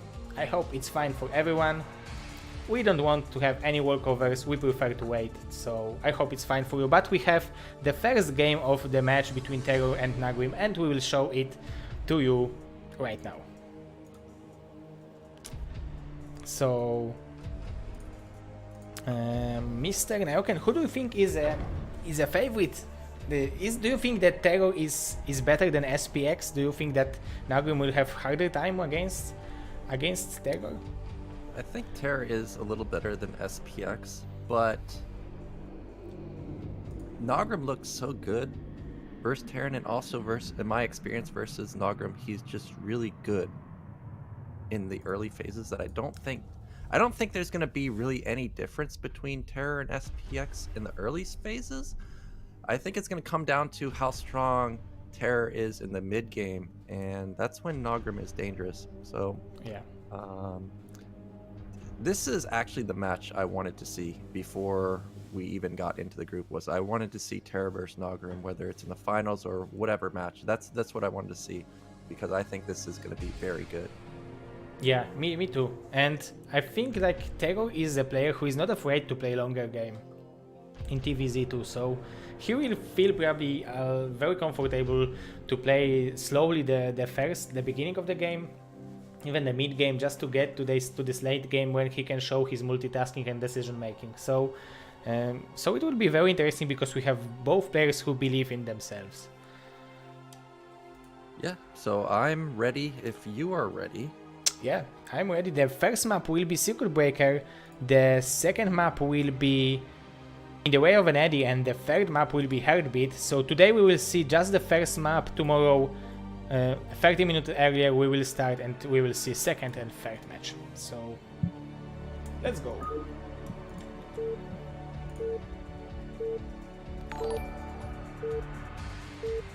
I love BSL, good job ZZ0. Oh, Mr. Vilci, thank you for your $5 donation. I'm really appreciating your support. You are helping BSL survive, so thank you for your support. Oh, the map. I messed up the map.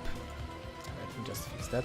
Okay, so starting on the bottom right position as a purple TerrOr, and we are having TerrOr. And at the top right, we've got the Swedish Zerg. It is Naugrim. So what will TerrOr do? He's played pretty standard, I have to say, all day long. Yeah, that's true. And that's not super unusual, but we do know that TerrOr does like to go for a variety of builds. He can one base, he can 1-1-1, he can do a whole bunch of styles. I wonder if this is the game where he wants to mix it up a little bit. Oh, and if we have some Korean fans over here, we need to remember TerrOr is a guy who won with Larva 2-1 on Havatio, so he is dangerous. He can. Yes, very dangerous. Yeah, he can win with almost anyone. On the it will be good for Naugrim that at least he will scout TerrOr, and he will not only see what kind of build it is, or he will not only have a chance to see it, but he will also have an upgrade in Overload on very important position that he will be able to see when TerrOr is moving out and so on. So that's always good to have this scouting first as an Overload. So well, look at this. Naugrim's decided that he's going to mix it up because we've got this. Looks like it was an overpool. Also, I guess he knows that TerrOr does like to mix it up a bit, and he definitely does not want to lose to an 8-Rax. But behind this, TerrOr is just going standard. We don't have any gas for him at all. He's not going for any type of one base.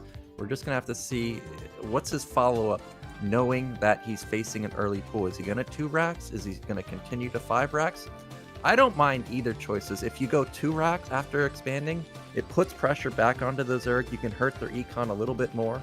If you 5 racks, you're going to have a similar timing, but your timing is going to be much stronger just because of how low or how weak the econ is. But Naugrim has decided he's going to overpool into 2-hatch gas.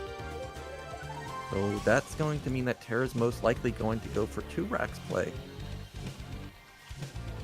And it's, I mean, I would really like 2 racks, because if Zerg is starting with overpull, his economy is not too good, and if you are playing pressure with 2 racks and you are having a quick medics, it means that you are forcing a Sunkens, and it means even less draws. So I really like this follow-up with two barracks right now for TerrOr, if it will be possible for him. Yeah, if we remember the Naugrim versus SPX game, SPX also went for 2 racks and forced out 3 Sunkens from Naugrim, and it actually delayed the Spire by about a minute. It did tons of damage. And despite the 2 racks being able to put on pressure like this, I feel like if you're going to overpool, I'm personally a fan of 2-hatch play, because it's going to let you get your Mutalisk out pretty quickly. You're going to be able to put back on the pressure. In my experience facing 3-hatch, usually overpool doesn't deal damage, whereas a 9-pool can actually deal some damage. It kind of just is like a prevent an 8 racks build, but TerrOr didn't go for 8 racks. So if you're going to catch up, I feel like 2 racks is the better way to play, because really you're not going to hurt Terran's econ at all. We see that really only TerrOr has spent money on building a bunker, and that's really negligible. Oh, this drone! He will not deny it, and I really like the scout from TerrOr, because now he confirms that this is at least not a Hydra bust. So he will know that he should be prepared against Mutalisks. Yep, he has confirmed that there is no Hydra, and TerrOr has gone into an extremely fast academy. It's done, whereas his second racks has just started.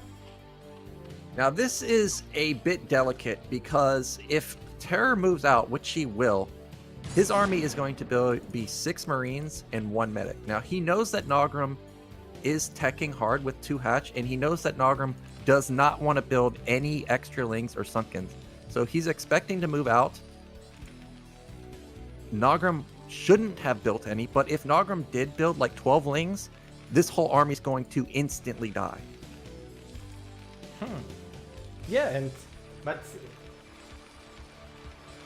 so do you think that like playing against two hatch tech from a Terran perspective, what you should do as a Terran? Like making four racks, a lot of turrets, and just try to survive until the vessel, or try to apply some pressure? What do you think is better? Yeah, I think what TerrOr's doing is good. The 2 racks play is exactly what you should do. There's all types of variation. You can go 3 racks, like what we're seeing here. You can go into instant factory and tech extremely fast.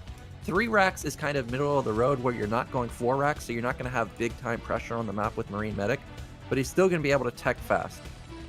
So I like this. I like this version. If he had gone 4 racks, I'm not a huge fan of 4 racks after seeing a build order like this, but it is also a possibility.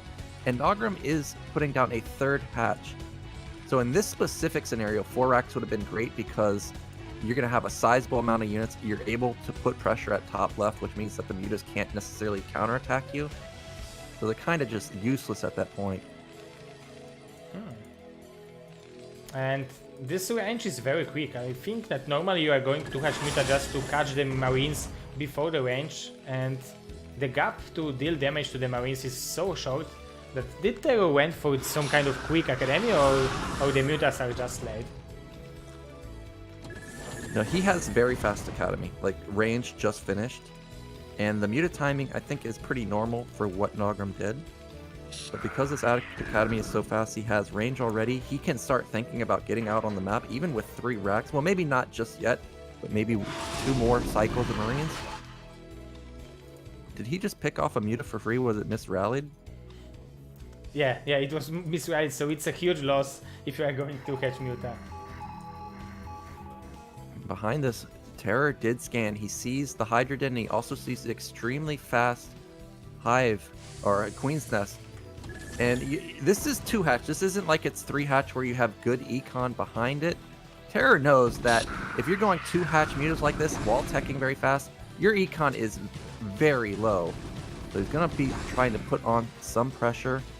I think he's going to move out pretty soon. He should move out. Somehow Naugrim has gotten down top left, and he's even got a macro hatch going down in his main. So he's macroing very well. Yeah, he's macroing really well, but if you want to do that, why would you go for 2 hatch? It's like maybe because because he's killing everything now. Oh my god, he just need to shoot once because there are no medics. Oh, he didn't went for it. Yeah, because I wanted to ask, why would you go for this 2 hatch aggression if you are still going for that? Like if you are not applying any pressure with the mutalisks.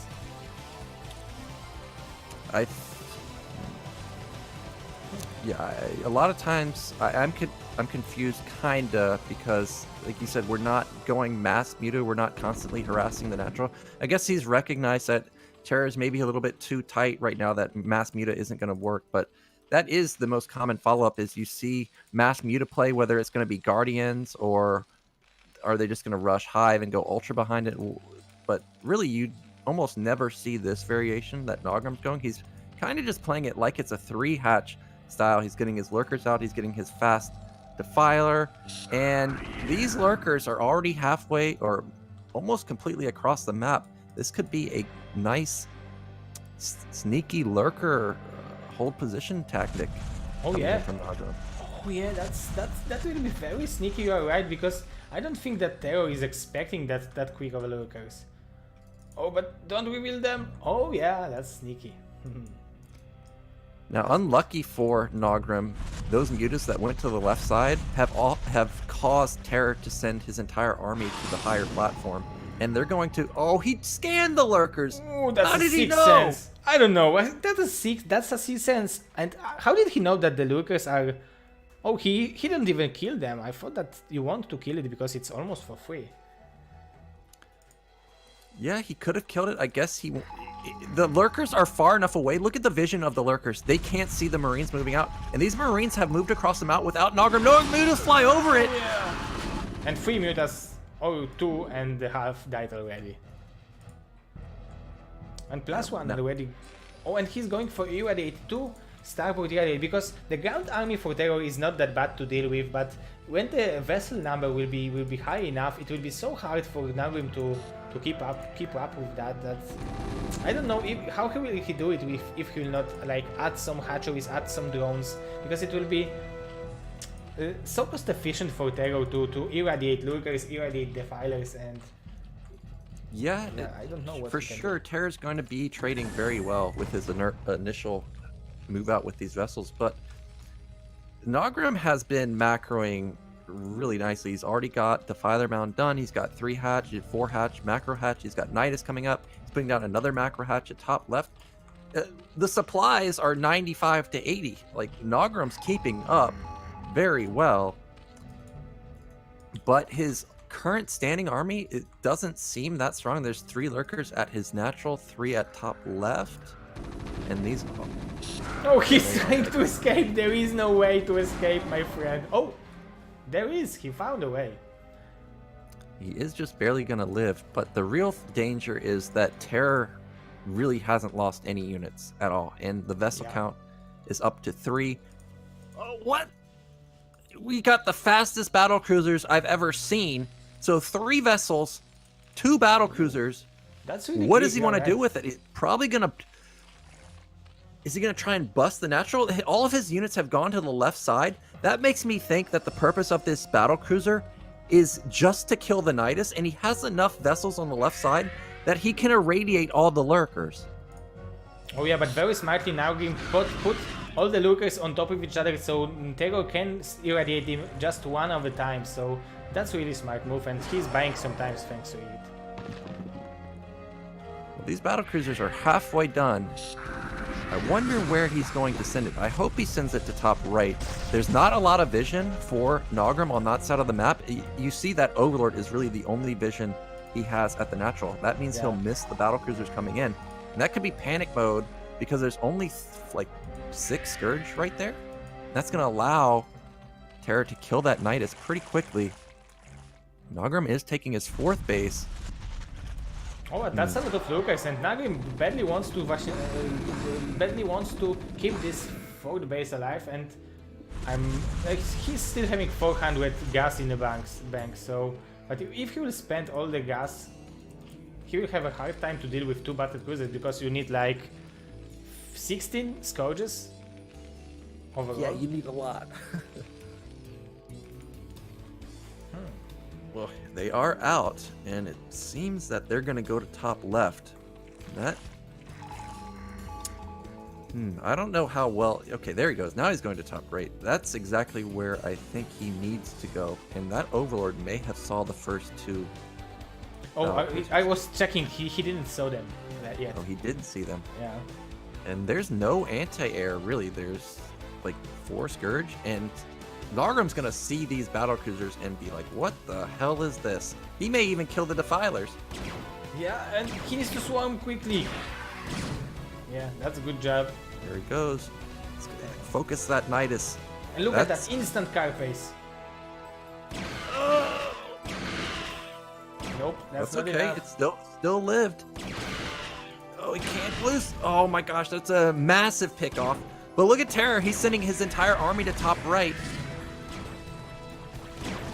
Trying to radiate all these lurkers so he can bust through. There's really not any defense other than those 3 lurkers at the bridges.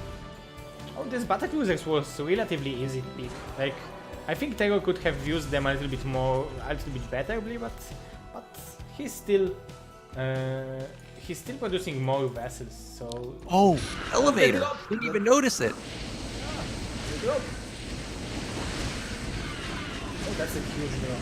There are no lurkers over there, and he wants to go to from the front. So that's really well done by TerrOr. Yeah, TerrOr's everywhere. There's no medics in the drop at the top, but it doesn't matter because he's plowing through the natural now. These are 1-1 Marines. They can tank 1 lurker shot. He's decided he's not going to keep going.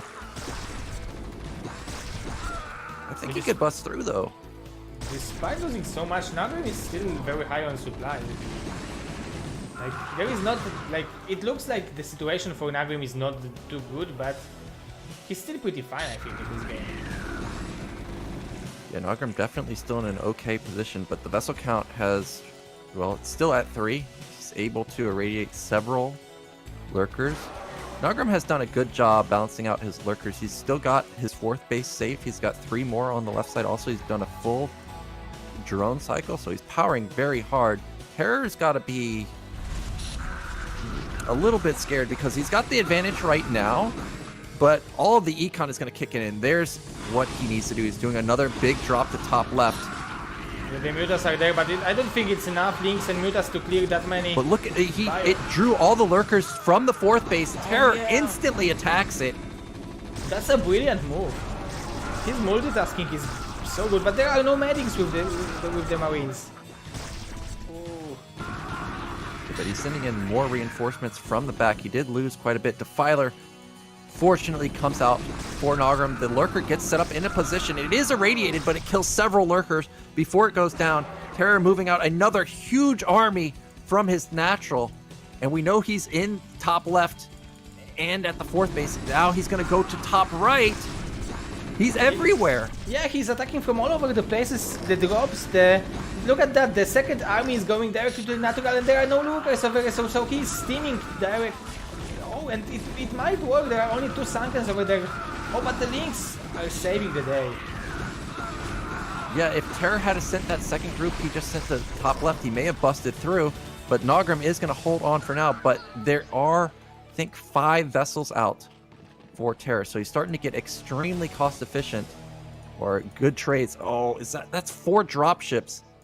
Oh yeah, that's at top left. So this is gonna be a massive elevator. But judging on the fact that this is already 17 minutes of a game, having only 4 vessels is not that high of a number. He spent a lot of like production time in starport for the dropships, for the battle cruisers, so overall, it's not that bad for Naugrim. If there would be like 9, 11, or 10 like vessels, it would be disaster. Here comes another drop. There are 4 drop ships, but it's only units to fill 2. Not a humongous drop in. I love what Naugrim did. Before he goes to save top left, he put down Dark Swarm over his lurkers, making sure there's no potential to kill the 4th base. And it looks like Naugrim is going to defend. And if we look at what he has, he's got 4 hatches at the left side. He's got 4 at top right. He's on 8 hatch. We have the Ultralisk Cavern. He's about to hit 2-2 upgrades. And TerrOr's at 2-2, but he's only got 3 bases. Yeah, and TerrOr, it looks like Naugrim is already in his comfort zone. He already have 4 secured bases, all the tech he needs, 2-2 on the rings, almost, and Ultra Ace tech. We didn't see Naugrim losing after hitting to the Ultra Ace tech, at least today. So TerrOr's got to do something, because Econ's about to get out of control. And I'm looking at the natural of Naugrim. There's a couple lurkers, 1 ultra. There's the Defiler, so he's going to be safe. The vessel count has been reduced to 3. This gets into that awkward position of Terran versus Zerg, where Terran doesn't really know what they want to do. Oh, this Defiler is going to put the ketchup on him. Oh, catch up them! Go! Oh my god, he forgot to catch up. That might have been such a useful catch up. Oh, and now battle cruisers are forcing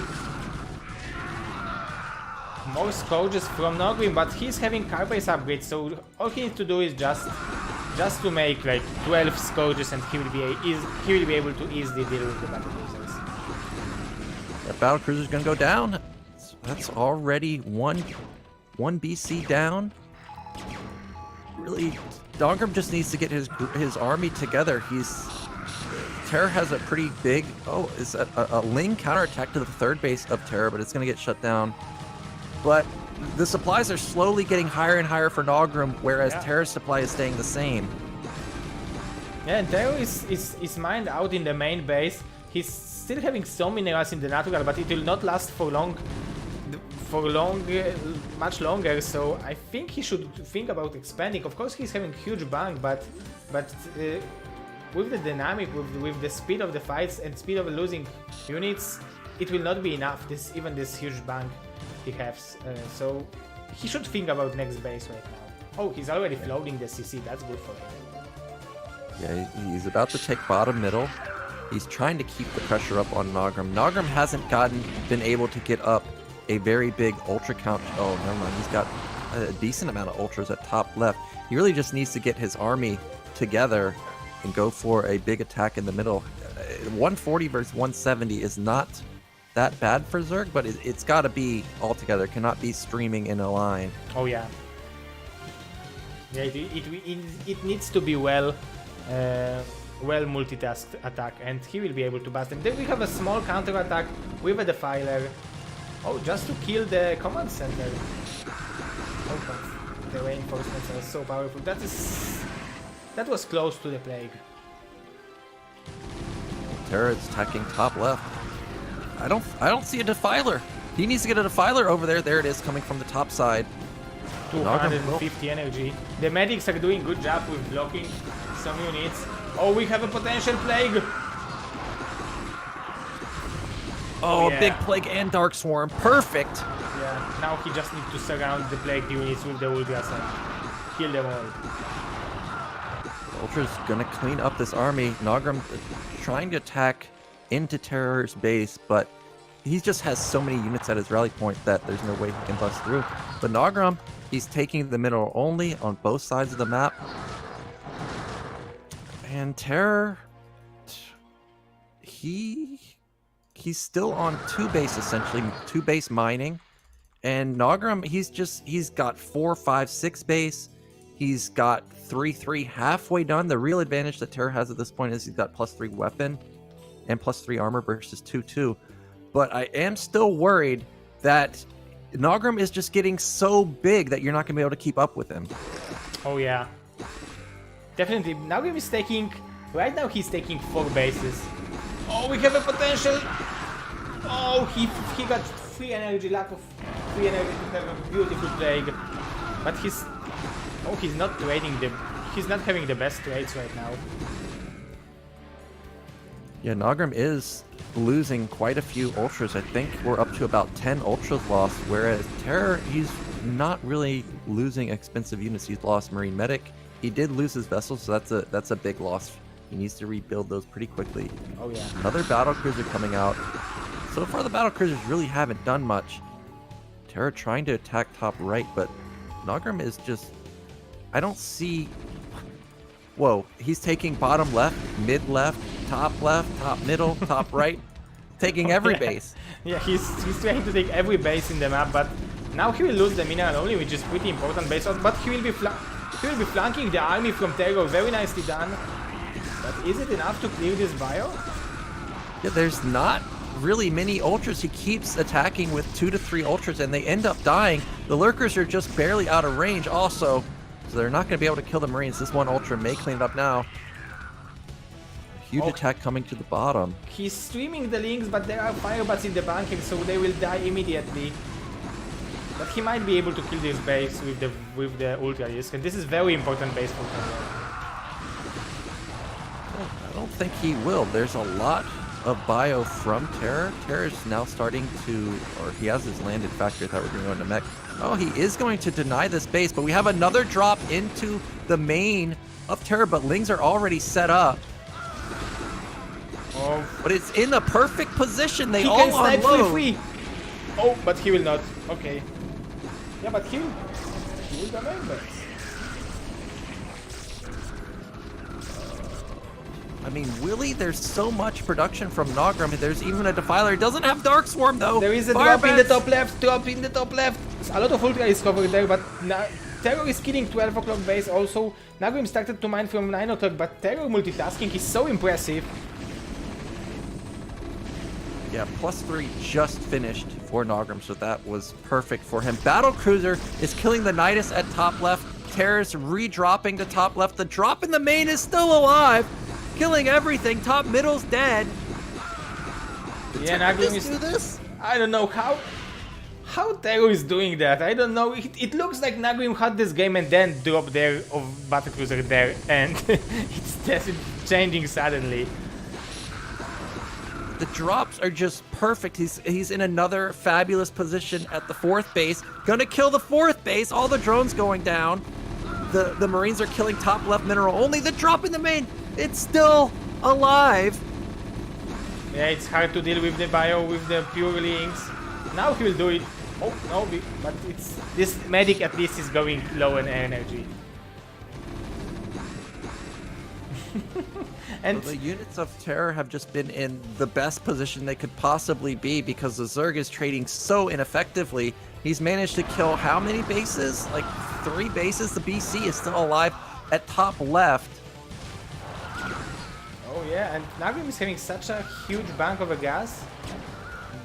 That's good for him that he have this 9 o'clock base because his echo is not... This is not the echo you want in 25th minute of a game. No, and TerrOr's army is huge. 165 to 85. Naugrim transferring all of his drones to mid-left. And that's probably where TerrOr is headed. Oh, if he would only have one Defiler, he might save this base, but I don't see any. Are you seeing any Defiler close to this No, base? I don't see any Defiler. I think he killed the Defiler mound. Yeah, he just restarted building it. Oh, that's so bad because he transferred so many drones over there. These drones might have been useful in the top left base because it's undersaturated. GG from Naugrim. Whoa. Yeah, that was a crazy game. It looked like Naugrim had it in the bag, and then TerrOr just put on... He just went God mode. He was everywhere, killed everything. The positioning of the drop was very nice. That Ultraless cavern buffered a lot of the surface area the Lings could get, and none of the units died. Yeah, that's so impressive. Like, TerrOr was applying pressure and Naugrim was keeping like strong all the game, and then he went to the position when I thought, okay, the hardest part of the game is behind him. Now he just need to attack correctly with the well upgraded tech units he have, and somehow TerrOr won the game. I don't know how he did it. I don't either. That's so true. Somehow TerrOr won. That hurts as Naugrim, because you feel so good and then that happens. Yeah, it needs to be like, after this first game, you, at least as a Zerg, you know that you can fight a normal long game against a Terran, as an Naugrim against a TerrOr, but overall, so you should come to the next series with confidence, but overall you should feel also bad after losing a game that you had in your pocket. Yeah. So hopefully he doesn't let it tilt him. Are they gonna play? They're probably just gonna play later today. So, well, I don't know, but I assume that they would probably play later today. So it's not like either player is gonna be rusty. They're still gonna be in the current groove, I guess they're in. Yeah. So yeah, this is it for today, because this is the first match. Excuse me, Mr. TerrOr won the first match, so we will have the second and third match in this advancement match casted tomorrow, 6:30. We will start 30 minutes earlier just for you, just to not let you miss this match. I will cast it. And the next matches will be on In the Way of an Eddy and Heartbeat. So, and that's it for today. And congratulations to Mr. Bony. Yeah, Bonyth played extremely well. He dominated. Like, it wasn't even close. Like, he just was a killer the whole way through. Yeah. And unfortunately, not SPX's day to day, but I believe he can come back next season stronger. And I hope that we get a Terran out of this group. Sorry, Naugrim. I only hope just because there's only one Terran. Yeah, Naugrim, like all the players in this group deserves to advance. So, but we need to choose two of them. Yeah, I'm also thinking. I'm looking at the points from the replay, Naugrim versus TerrOr, and Naugrim even had more points. He had like 20,000 more points. No, 2,000 more points. So that's really something. Okay. So thank you guys for watching. I would like to invite you for tomorrow for Group D. We will have Mr. Nayoken, who is here with me, playing in the group with Mr. Eonzek, Mr. Gornich and Mr. Kenzie. So also extremely good group. So I'm looking forward to see who will advance from this group, because it's packed with the Gosu players. And yeah, we will start tomorrow 6:30, and then at 7 p.m. we will start the cast of the Group D, which Mr. Nayoken is in. So how are you feeling, Mr. Nayoken? I asked you, but maybe you have something new to say to your opponents, maybe that. Something to say to my opponents. Yeah. I don't have anything to say. I just hope that I play well. I don't mind losing. If you play well and you lose, that's fine. But if you play poor and you lose, that's a whole nother thing. I think the last time I played Eonzerg, was it NA versus EU? I think it was, and like he 9-pooled me, and I saw it coming, and I just lost, right? So I just hope it's not something like that to lose in 3 minutes. I just want it to be, I played well. If I win, that's great. If I lose, well, that's how it goes. Yeah, that's a good approach. You just want to show your skill to our audience, to show that you are a good player, great player, but it's hard to advance out of all the great players. So yeah, that's the approach I like. Just to show good games. Yep. Okay, so thank you very much for watching. I hope you like the cast. Come on and follow Mr. Nayoken. This is his Twitter, so don't hesitate. If you want to support BSL, you can support by donating, clicking the support button. Oh, what the bottom is on? I don't know. There is some kind of support button at the bottom of my channel. You can support us just to evolve our production value, just to have some money to keep evolving BSL project. So Okay, thank you for watching and see you tomorrow. Thank you, Mr. Naoken, too. Yeah, thanks. It was fun. Okay. Goodbye, boys and girls.